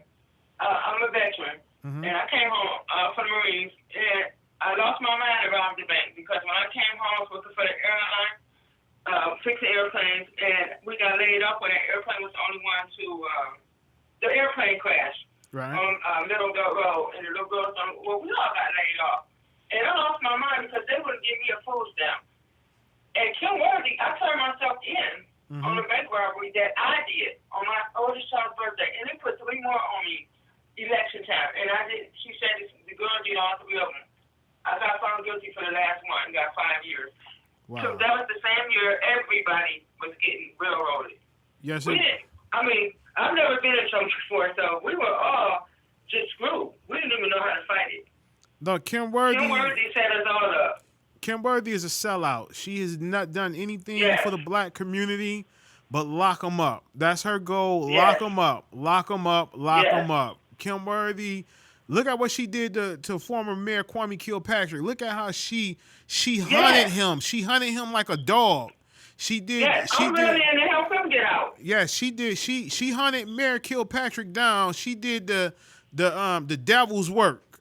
She did the devil's work for the devils, and them same devils right now is laughing at her. Like you aren't a dog. You are an attack dog. You know, and she got to go. But no one will run against her because of what? Those guys, the devils. Okay. Yeah. Listen, I thank you for calling in. Somebody else is trying to call in. Okay. I appreciate you taking my call, sir. You can stay for that. You too now. Hello? Call from Regina. Sorry about that, Regina. We got you back. Go ahead. Yes. And well, as I was saying, you spoke about the Big Four. Yes. You know, I remember the Big Four. Everybody do. Yeah, I remember the Big Four chasing you down. I remember them putting drugs in. I've had drugs put on me, a small amount. Mm-hmm. You see, that was put on me. I've never done a drug deal because I was an addict. Right. You know, so things that you said to me really opened my eyes, and I can see Mrs. Marshall getting bamboozled by the system. She did get bamboozled. And I just hope that God has found his way in her soul. I hope he finds it to open those doors so she can show the person that she really is, the person that she's become, although it seems her life is gone. Well, her life isn't gone. It's not gone. It's not over with yet. It's not over. Yeah, well, you are a very positive man, and I applaud you for getting in touch with her because I know this is probably giving her much more hope. I know in the time we were together, I've seen her go through appeals. I've seen them get denied. I've seen her spend time in her room to do her grieving and not bring it unto others because it has to hurt. Oh, no doubt. It has You to know, hurt. and 30 years is a very long time. And I just pray that she gets her day back in society to show that she can be a productive member of society. I Amen. truly believe that. Because she's not a bad person. No, she's not. You know, the woman I and I spoke say to, no. this for someone who didn't really make friends in prison, but I made friends with Tamara Marshall because of the person she is. She friended me, actually. That's a And beautiful that's thing. all I have to say. I just believe the young lady deserves another chance in life. Amen. Well, let me take this call. Someone else is trying to get through. Okay. All right, you have a good one. You too. Hello. Call from Rosalind Gillenwater. Hello. How you doing, Rosalind? Hi, how are you? I am great. Can't complain. Good, good. Yeah, so I was calling because I was listening to the podcast, right? Yes, ma'am. And so now this is the thing. African Americans lead the nation in poverty, unemployment, incarceration, and recidivism. The system is designed to enslave. It's designed to enslave blacks. They work you like a slave. They treat you inhumane, even in the women's facility. Now, I'm an ex-corrections officer. I've been retired for over 10 years, right? Okay. So I worked in the men's prison. I worked in the women's prison. And I knew Tamar. I knew Tamar. Tamar just is a good example. She's a good example for the other women. She always tried to help and tried to nurture others. I mean, I never had a problem with her whatsoever. Wow. The system is what needs to be changed. The system is set up to set you up, Yes. even inside the joint. Yes, it is. I mean, that's changed the way that the things are done in there. I mean, they can lie on you right there in the prison and cause you to be thrown in the hole if they don't like you. Wow. You can be trying to do the right thing, but they want to see you act like a criminal. You understand what I'm saying? That's what they're expecting you to do. But when you try to do the right thing, I just don't go for that sort of thing. The system is unfair. The system is what needs to be changed. You understand what I'm saying? They look at your black face and your young self, and they pronounce you guilty. Amen. The system is what needs to be changed. So I just wanted to call because I worked the prison system for over 20 years, and I saw a lot of unfairness, inhumane treatment, and I've even gone to court with girls, and I've seen how they railroad them. And when they have a chance to give these girls and these men an opportunity to get out, they shut the door on your black face. Yes. That's what they do. Yes. So this is what we got to work towards. Black folks got to get empowered.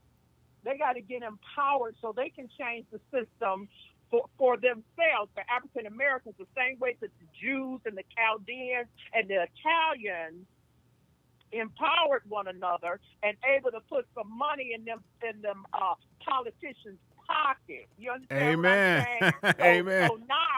So now we put money in your pocket so you don't do this to black folks.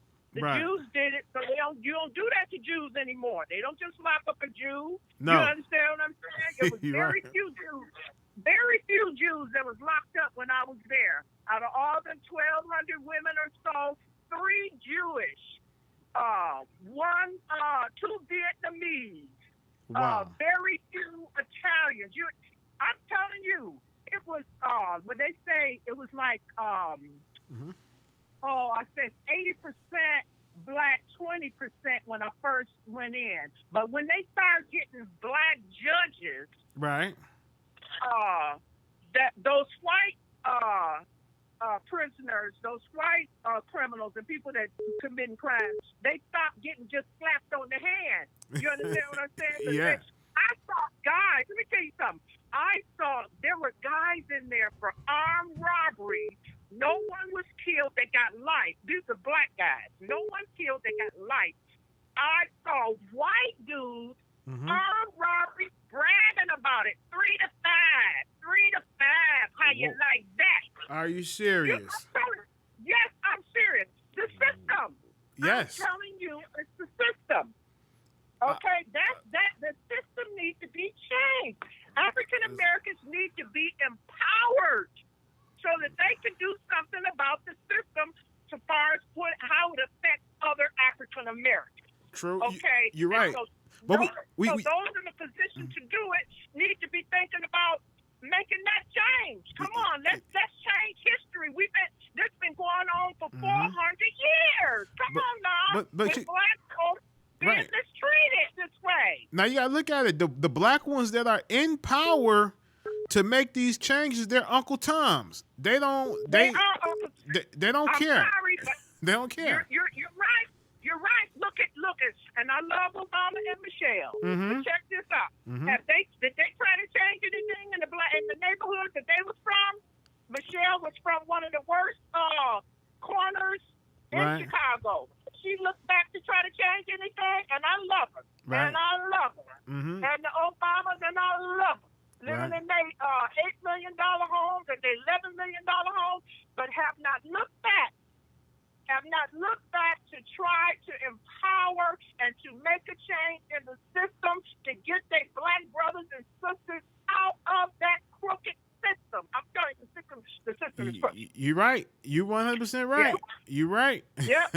It's all messed up. So I just want to say that I'm believing that Tamar is going to get a break. I believe that. Things are going to happen, and they are going to turn around for her. I'm praying that, Father God, in the name of Jesus, and I'm asking you to do that for her and a bunch of other women in there. A bunch of other women in there that I know are not deserving of the things that happen to them. You understand what I'm saying? Amen, amen. You 100% right. All right, then. All right, thank you. All right, brother. Okay. Thank you. All right, Bye. bye-bye. Somebody was calling. I'm finna call you. You called about 3 times. I'm finna get you. I am about to call you right now. You called 3 times. Let's get you. Okay. Let's get you. 240 number. Let me call you real quick. Okay. If I miss you, I'm gonna get you. I'm gonna get you. Oh, you calling back? Look at you. Call from Asada. Hello, how you doing, Asada? Could you please cut the computer down a little bit in the background? Sure. Okay, I muted it. There you go. Now listen, okay, today when I went on to the 313 Live Shows page, I saw your email when you said, hey, I spent time with Tamara in prison. And, you said she was good people. I was like, okay, and I hit you up and asked you, did you want to be a part of the show? And I didn't check it to get back with you. So now that you're here, so obviously I believe you got the message. What is it about Tamara that you would like to share with the Real World Podcast family and the rest of the world to let us know what's going on? Well, the time spent was we worked she participated in a theater program. So it wasn't like I was there like an inmate or anything like that. Okay. And she had agreed to allow me to write her. And she never shared anything about her case or anything. I didn't learn about it until you did the first initial interview with her, or the couple of minutes that you had posted on your page or whatnot. That's how I learned of why she was in there. Because during the time that I was in communication with her, she was so sweet. Of course, in the program, she couldn't talk about it. It was just the rules of it. But I would have never known that this was the kind of crime that she was that she had got sentenced for, because her faith, she has such faith. She's a beautiful person. She's a beautiful spirit. She's not confrontational. She doesn't have an attitude. She doesn't seem like there's it's not that there's no care in the world, but it's like she's okay. She has a peace about herself, yes, and she has faith that, she's going to be all right. And one day, she always just speaks that I'll be out soon. But when I'm listening to your program, I'm like, wow, I didn't know all of this was going down. Like, she was sentenced, like 6 life sentences. That's not the kind of faith that she walks around with. That's not the kind of conversation she has. Mm-hmm. Her conversation is that she will return to society. And so I don't, you didn't get back to the message, but I was like, I don't know what I can contribute, but I just wanted to share that her faith is going to open up the gates and release her. I believe that. I honestly believe that. And you just said a mouthful. What it is we want the people to know about Tamara now. We don't want them to know about the person that the media painted her out to be, because that's not who she is. That's not who she is at all. Okay. And you just by sharing your little story about her, that once again backs everything up from what you were saying, what everybody else is saying about her. You know what I'm saying? Did she? Let me ask you a question. Did she look like she was just, when you ran into her, did she seem like she was this hostile person and this big bad monster that the media reported, painted her to be? No, not at all. Tell us who you met. Tell us the woman you met. Okay. I'm listening. Okay. Go ahead. No, you tell us. Oh, you tell us. Yes, you tell us the woman you met, the woman that you met while you were there. Tell us about that woman you met. Well, the woman I met was, she's Christian to the bone. She didn't use curse words. She knew how to deal with confrontations. There were times where there were some women in the group that tried to hate on her or took her demeanor as being uppity or whatnot, but it wasn't. It was just because I'm a very spiritual person, so I connect. I can feel, I can read your spirit. Mm-hmm. And so hers was more like she's just humbled. She's a humble person. Yes, she's in prison, but at the same time, her being in prison is almost as if, it's just a place where she come to do her ministry more so. She's there. She shares nothing but light. She prays for people. She's caring. It's just her whole aura is very light. It's a light aura. She's not a dark person at all. She doesn't seem like she's vindictive. She doesn't seem like she's two-faced or anything like that. She just seems like she just want to get this time done and over with. And in the meantime, she wants to be there for as many people that would allow her to be there. She hasn't taken on. It's like she's not institutionalized. The woman I met is not institutionalized. She doesn't have an institutionalized mentality. She has more of as if she's the one that's there to talk and help the women there versus her being one of the women, even though she knows she is one of the women there. But that's not the kind of attitude she carries. She carries, she's almost like she's too sweet, just too sweet. You're like, wow, what does she do? Why is she here? She's one of them, like, how did you get here? And then for her to, it's like, how in the hood you can tell somebody that had life that happened to them in their face. Her face does not have life written on it. Right. It's like the being behind the wall so long, it does not show on her face, and that's because of her attitude. It's because of her spirit. So it's like what you see on the outside, the sweet face, the pretty face and all of that. She's my age, if not like a little older, and I'm like going on 48 years old. So she's close to my age. She's and 48. So therefore. Yeah, she's 48. Yeah. Okay. So she doesn't look it. And the reason she doesn't look at it is because she hasn't let what goes on behind bars or behind those gates get her down. It has not taken over her. She's doing the time. Time is not doing her, if that makes sense. Yes, it does. Like I said, I did time, so I know exactly what you mean. Most definitely. Because I found it when I was doing the interview with her, she did not use one cuss word. She didn't cuss. Mm-hmm. You know what I'm saying? And, I had to tone my cussing down. Like, okay, well, see, she's not cussing, so let me tone it down, because right. And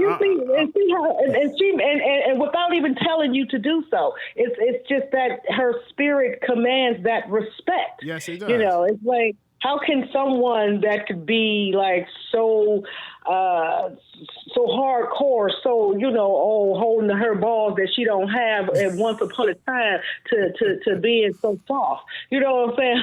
How does that happen? What happens is people who really have a hardcore from the inside out, from even a young age, you go in with that and you stay that because it becomes you.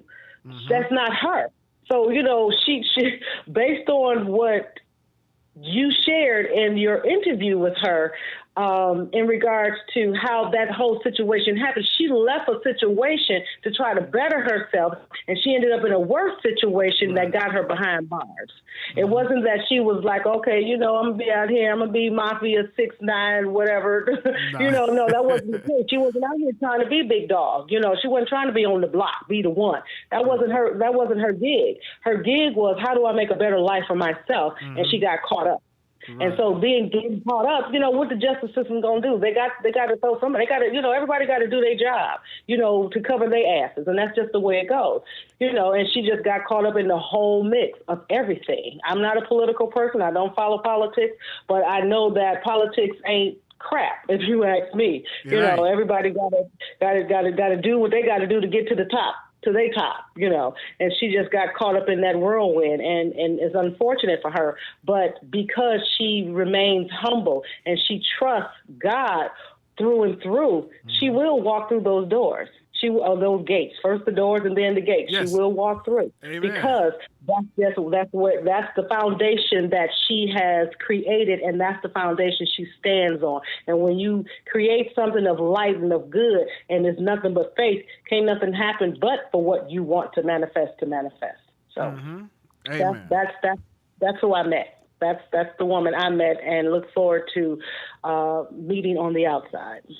Well, I thank you for calling in and sharing this with us. We appreciate you over here at the Real World Podcast family, and we hope we hope you subscribe to the YouTube channel. I already subscribed. Good, I already subscribed. Hey, well, we got plenty more interviews coming. from prisoners in and out of Michigan. So this is. My goal is to always go. I'll message you, but my father's been in prison since I was 2 months old, and that's the situation. I don't know if you want to, check into that, but we can discuss that in regards to his case. Mm-hmm. And it's all about being incarcerated, under a law that no longer exists. They didn't make it retroactive, and so therefore it didn't affect him, so he just in there, and so he's 68 years old, but it's not just about my father, but it's just how the system, in order to get their loot, to use the crap out of you, they'll find ways or act like you don't exist and just throw away the key when some people deserve to be out, like Tamara. So Amen. I'll just shoot you an email or a message, and you just let me know if that's something you're interested in. And I'm very interested in it. I'm very interested. So we can see if we can get him on the. I can write him and talk, see what's going on, and see if he's willing to call me and talk. Because I keep money on the books for people to call me, because I got I got friends. My homies, they locked up, so I got to keep money on the books for them to call as well. So this right here coincide with it all. So my people I'm going to interview, I can communicate with them as well. So just we're going to make it happen. Just put everything on me and inbox me the number. And I got the number. I just called you on it, or no, you just called me, and I'll call you off the air, and we'll talk more about it, and I can get some information on it. Okay, great. I'll do that, and I'll send a link to a page that they put up for him, and we'll go from there. And I look forward to talking to you. Thank you. I appreciate you. And thank you for doing this for Tamara. Now, she also, I don't know if she mentioned, but she also has a petition going on for people to sign that could help possibly, be a part of that if God doesn't just, throw open the gates for her. But there's also a petition that she had sent to me. So I'm going to go back into my emails and see if I can find it. And I don't know if you want to just Yes, I do. Yes, I do. I want you to send it over so I can post it. I want you to do that. Okay, I'll do that for you, okay? Thank you. You're welcome. Thank you. And I'll talk to you soon. Okay. All right, peace. All right.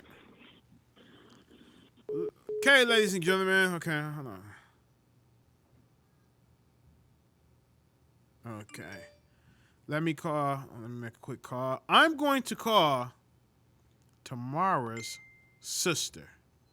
I'm finna call her right now. I'm gonna get Mary on the phone. Let's get Mary on the phone. Hello. How you doing, Mary? I'm well. How are you? I'm great. Tell everybody who you are. I'm Tamara's oldest sister. Beautiful. No, no. Mary, Yes. tell us a little bit about your sister. Well, everybody is telling us about your sister, but we got to get it from you, the sisterly love of your sister. Tell us about Mm, her. Tell us about this beautiful, smart woman of God. Tell us about because her. they don't know the half. Ever since she was like a little girl, I remember her being 3 years old. I'm 5 years and 6 months older than her. Mm-hmm. And she has a birthday June 25th.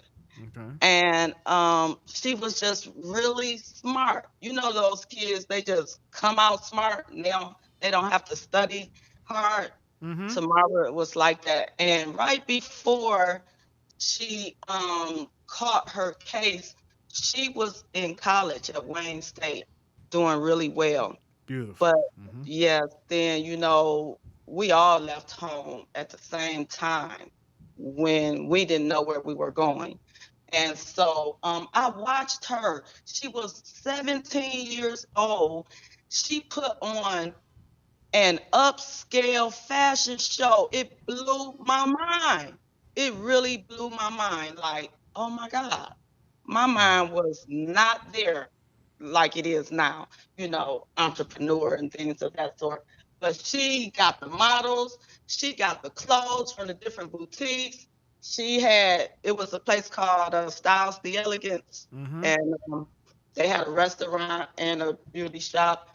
She rented that out and she put the whole show on. It was so professional. I was blew back. I would never forget it. Wow. But she is a very caring person and she has the ministry of help. I believe all my siblings have it. My mother has it, Mm-hmm. and we got it from her and our first pastor, Mother Waddles. Mm-hmm. And so we're all helpers and we always want to see people do better. And that's who Tamara is. She has grown. She had to go in there, with her defenses up because everybody coming at her because of what they heard on the news. So she had to go in there with her defenses up. But she has learned how to, you know, um, get around confrontation as much as it depends on her.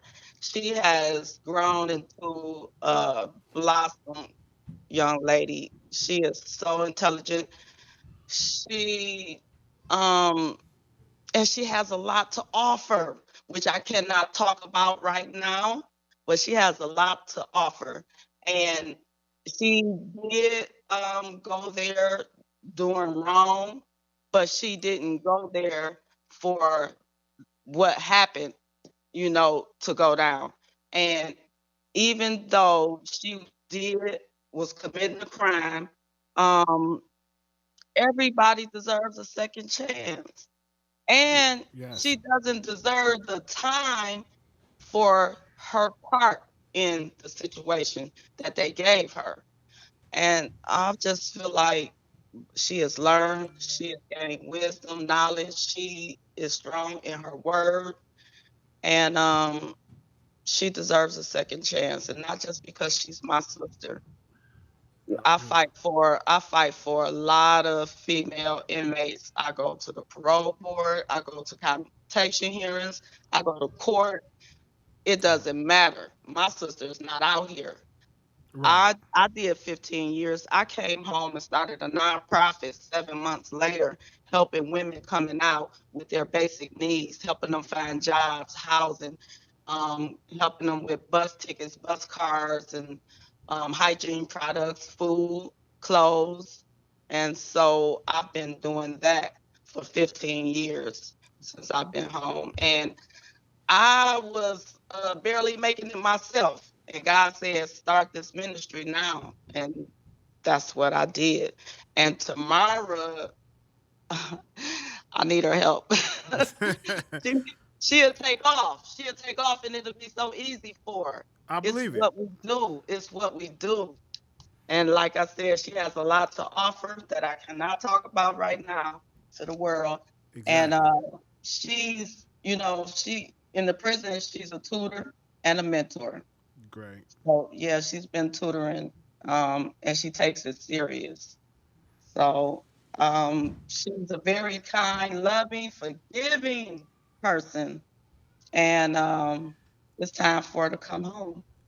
I totally agree. Now, from hearing this interview with your sister, what did you think when you heard it, when you was listening to it? It was enlightening because I never really got all of the details because they kept us separated. Right. And just recently, I think on my last visit, I asked her about a detail about her case, and she told me, but I never got to hear it all, from her mouth because she doesn't like to talk about it over the phone. Right. Um, but yeah, it was so back then. Um, we had a family store for a minute till my dad ruined it on purpose, but we had a family store, and on the whole strip, that whole block, it was like a Chinese restaurant, a record shop, a beauty shop, a party store, and we was a party store as well. And the police, the big four and other police, the big four, they used to be riding, and the car used to be leaning because they were so fat. Yep. They would, yeah, the back of the car was, the shots was like screaming. All of the businesses that sold weed, they would bust in their businesses, strong arm them, and tell them in order for them to keep doing it, they had to pay them. And they did that all up Finkel, from like Livernois to, I don't know, probably the Schaefer, or probably past Livernois. But they did that. I witnessed it. They was as dirty as they come. And they even would kill people Yes. and leave them there as if somebody else did it. Yeah, they were sending a message back then like, this is, if you don't fall in line, this can happen to you next. That's what they Yeah, were doing. they did. Yep. When my dad was a young man, they tried to kill him, and so many others. So we had a strike against us off the rip. Right. So, but she, oh my God, she has been in there her whole young adult life. And it's not over, like you said, because she has a lot to offer, and she's healthy, and she has plans and goals and visions, and she's ready to go. She would not ever fall in that type of situation again. Right. Yeah. Nor did I. And I want to go on record for saying that they started letting like 4 lifers out, women. I'm talking about women. They let more men out. But some back in like 1999, and ever since they've been letting like 4 lifers out a year, and not one of them has went back. Not one of them is out here doing wrong. Not one. Right. I can't speak on the men, but I can speak on the women. And we keep in touch with each other. We were just in Lansing protesting the day after the other protest. We did a car protest. We stayed in our cars and rode around Lansing with around the Capitol with signs on our cars stating that it's time to because the governor said that they were going to let parole violators out. They were going to let nonviolent people out, people who had paroles that hadn't come up yet, let them out early. But some of the lifers need to be included in that and ongoing. I know they won't let them all out at once, but it's a lot of them. It's time for them to come out of there. Exactly, and Tamara is one of them. I believe it's time to let her go. Come on now. Let's be real. Now she was 18 years old. 18. Yeah, and she was railroaded. Yeah. And we was just out there like traumatized. We were like traumatized.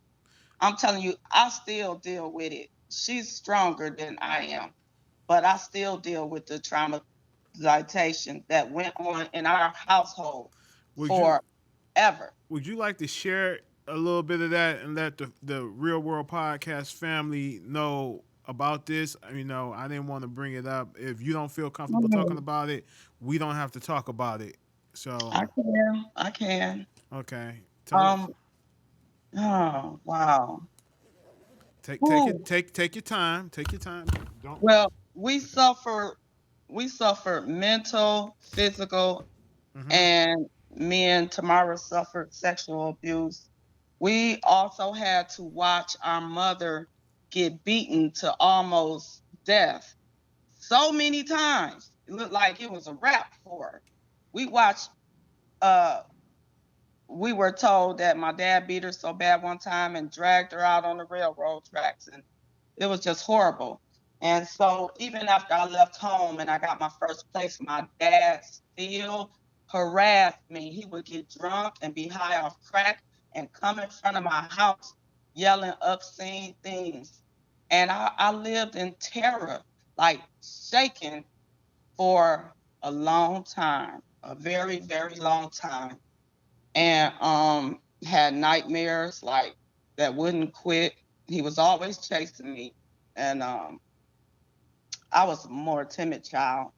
Tamara was a more stronger child. And so she didn't get as much as abuse as I did. So Mm-hmm. we all left early, and my youngest brother, he was the youngest. He's a year younger than me. He would stand up to my dad at like 10 years old and protect me when he was around. He wasn't always around Mm-hmm. because he had freedom to go. And so uh, he was the only one that would stand up, against my dad about me, about my mom and my sister. Yeah, we got beat with extension cords, naked in bathtubs while we were asleep. It was just horrible. So she was just out there, and we needed money. She needed money to get her a place. We was all just out there. So Wow. yeah, because we couldn't take it no more because my mother kept going back, and we couldn't take it no more. I I said, Well, it's one thing I noticed that while she was in court and she was being sentenced, your father was there, and when they gave her life without parole, he was crying, cried his eyes out. yeah, God rest his soul. Did Hmm. did he at any point, your father, when you say the sexual abuse, did the sexual abuse come from your father? Yes.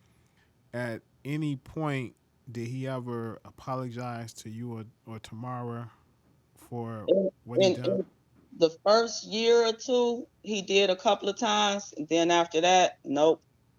It went on for years. Mm. Yeah. And But the, nobody would stand up to him.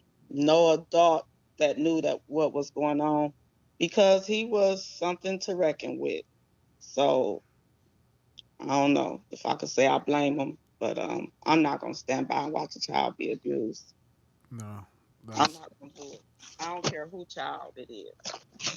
wow, So, but Tamara, she's very strong. She's very very, forgiving, resilient, very smart. very. Oh my God, she is so smart, and um, it's time for her to come home. Yes, yes, it is. We should try to, how we should see if we can how she feel about some of the family members, that she getting, cause it's a lot of the ladies are going to write her, and I know that for a fact.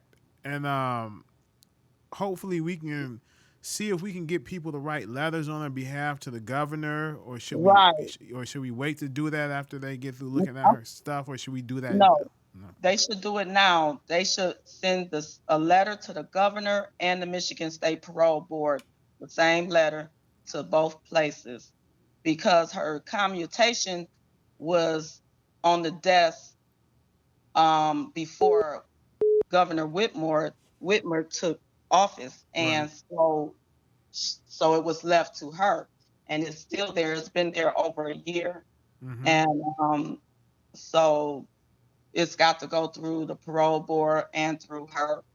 So yes, they should write letters now. That'd be excellent. Ladies, you guys hear this, and the gentlemen as well. We can write letters on her behalf to the governor, and I'm going to get the address and everything, and I'm going to put it up in the community center area, the community center page, so you guys can go over there and be looking for it tonight between the night and in the morning. It's going to be there, so you guys can write the governor on her behalf. And to you guys who if you got Android or Apple, you can download the JPay application on your phone. And Kim, excellent moderator, has been all night posting her information up in the comment section. Thank you very much, Kim. You are the best. And you guys can write her, can put information in, and you can start emailing her immediately on JPay. And when I wrote her, she wrote me right back as soon as she got it the very next day. And she's very, very, very speedy at writing you back, responding back. And make sure when you write her, let her know that you heard her truth on the Real World podcast. And so she'll get back to you. She's gonna write you back regardless. Just let her know that where you come from, so she won't be blindsided. I'm posting the addresses right now. There it is, right there. Mary just posted it up, ladies and gentlemen. There is the address and everything. So it's right here. So remember to go back in the 2 minutes 6 seconds and 17 2 minutes 6 seconds point 17 and 2 hours, my bad, 2 hours 6 minutes and 17 seconds.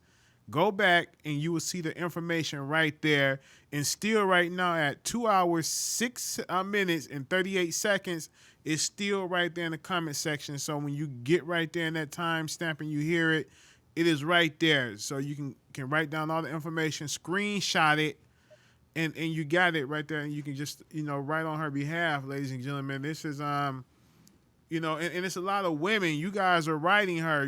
Women, y'all are the most powerful beings on this earth. When women, y'all stick together, it doesn't matter what color, race, creed you are. When you guys come together and do something, ladies, y'all make things happen.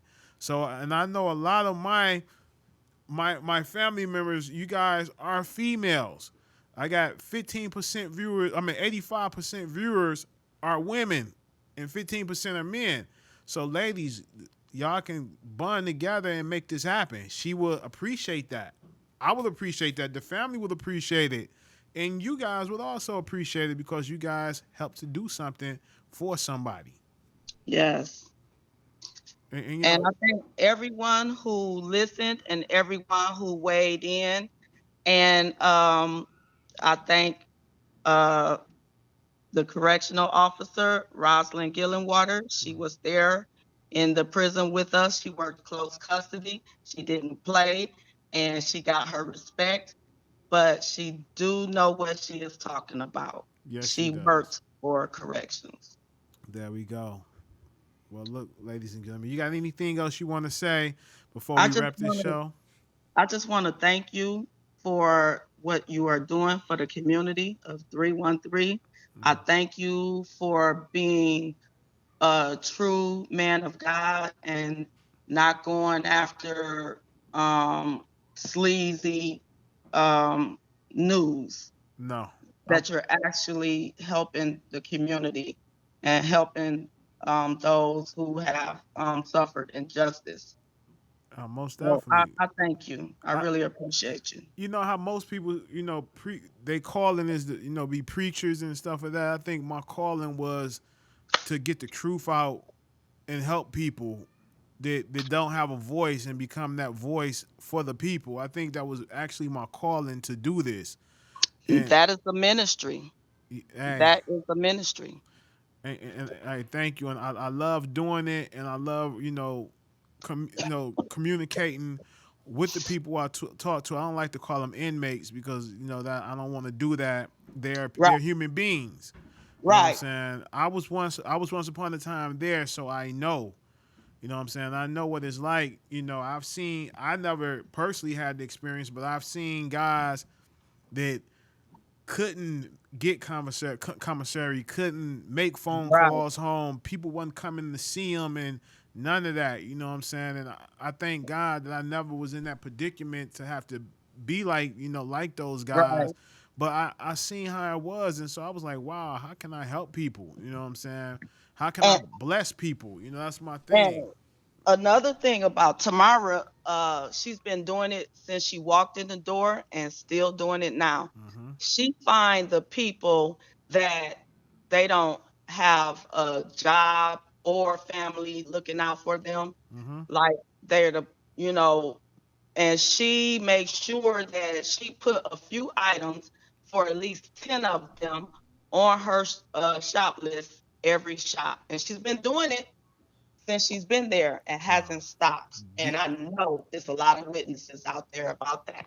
Wow, that's and beautiful. And they go home, they don't write her, and they come back, and she still help them, give them some soap and deodorant. Mm-hmm. And I did this interview with her about 3 months ago, and I told her, I was like, you know what? She asked me one time when I was gonna put it out. I was like, I'm gonna edit up, clean it up. You know what I'm saying? Make the sound quality perfect, and I'm gonna put it out. And I was like, okay. When I did the first live interview with Joe Gantz, and then I did the second live interview with Delilah Evans, and I said, you know what? Let me put Tamara out here. You know what I'm saying? Now I got the audience for her. I didn't have that audience at first. Now I got it.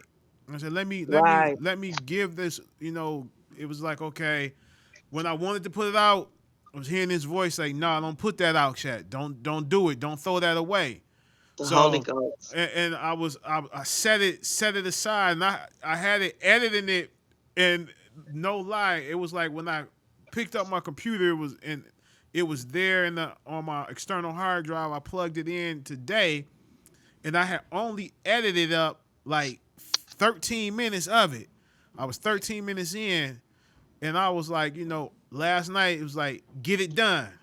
It was like, get it done, and like, get what done? I'm thinking, get what done? And then this morning, I grabbed my laptop and took it with me, and I started doing it.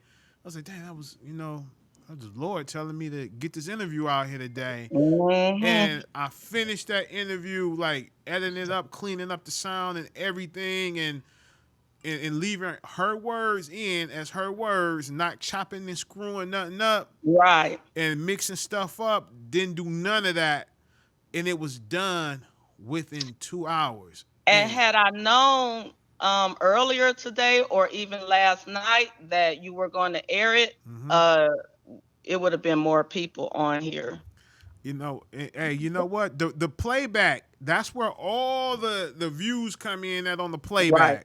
Sharing it. Yeah, everyone needs to share it on their YouTube to Facebook. Yes, they do. And when the people, because I got an audience over in the UK, and in the morning when we wake up, that audience is gonna come in and they're gonna watch that, and then at night the people that's getting off from work or chilling, whatever they're doing, they're gonna watch it. I get a lot of watchbacks on the playback, and that's awesome. And I was shocked. I'm like, wow, this is the first time I ever had a thing under 100 people. You heard me mixing. I don't know if you heard it. I was like, wow, this is the first time under 100 people in here when we doing these live interviews. Yes, I did hear you say that. So, it's timing and everything plays a major part in it. But hey, we got it out here now. That's all that matters. And now the people can, like I say, you can let everybody know, hey, go watch this. She can let everybody know, go watch this. and everybody that's in here can go tell everybody, go watch this. And while we was getting it started, I sent the link to about 10 people that I personally know and put it in a couple Detroit groups for people to go watch it. And like, okay, here we go. Let's get it going. And yeah, so if they anybody need to reach out to me, I'm going to put my number on it as well.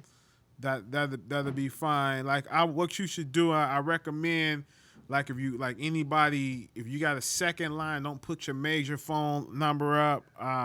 Open up your Google line and put that number up, and that's for free. You know what I'm saying? Because email. or I can email put my y'all. email on. Yeah, y'all want no weirdos because we got a few weirdos. You know that They get blocked real fast. Real fast. Yeah. Yeah. So, Mhm. all is good. Hold on, I'm gonna keep. It was all in God's timing. Yeah, it was. It was all in God's timing. You know, like I And it say, still is. most definitely. And like I say, I heard that voice. Like, don't throw that away. Don't do that. And I set it down. You know what I'm saying? And I interviewed her and 3 other people. I got 3 other people's interviews that I got to put out. But I said, you know what? I'm gonna get more of the live ones and do the ones on the phone right then and there live, and then start working on them. But it was my goal. It's like, you got the audience now. See, men. Let me tell you about the men audience. Men audience. Okay, they gonna listen to it and put it to the back burner. Mm-hmm. But women care. Women care. And God put that in us. yes, women are caring beings. So as you seen, like, okay, not one time did I think that we would have one hater in here. We didn't have not 1 ounce of hate. No one got blocked.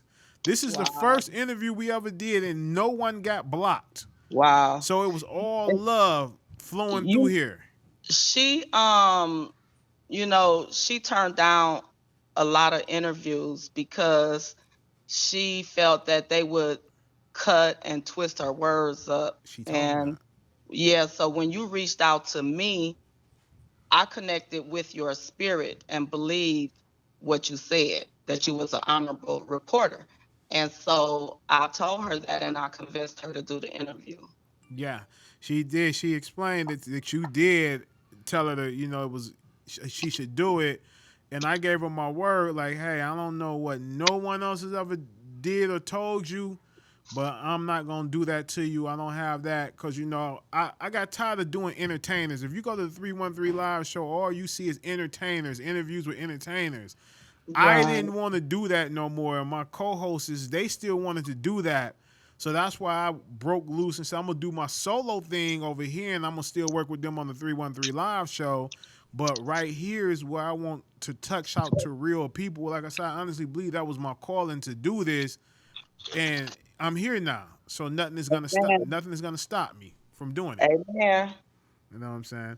So listen, lady, you got anything else you want to say to the audience before we cut them? No, I just want to say thank you all. God bless you. Stay safe. And this too shall pass, what we're dealing with the coronavirus. Amen to that. And for anybody that lost friends or family, you have my condolences. Amen. Well, listen, ladies and gentlemen, RWP family, it has been real. I appreciate you guys. I love you all. Thank you for tuning in. You guys are the greatest set of family members that a YouTuber and a podcaster can ask for. You guys are magnificent. Thank you, and I will see you tomorrow. I'll update you on some other stuff, and we're going to put all the information to the governor's stuff on the community page as well, and it's up in here. Kim, you've been wonderful, and I thank you, Kim, for doing everything. And when this logo and everything done, you the first person that got a free, your T-shirt is coming. You got the first T-shirt coming out of here. Ladies and gentlemen, peace, and I love you, and I'll see you tomorrow. Love. Always remember, put God first in everything you do, because it will not work if you don't put him first. Amen. Love you too. God bless you, my brother. All right, love you too now, and God bless you as well. Let me see. I got this. We are done.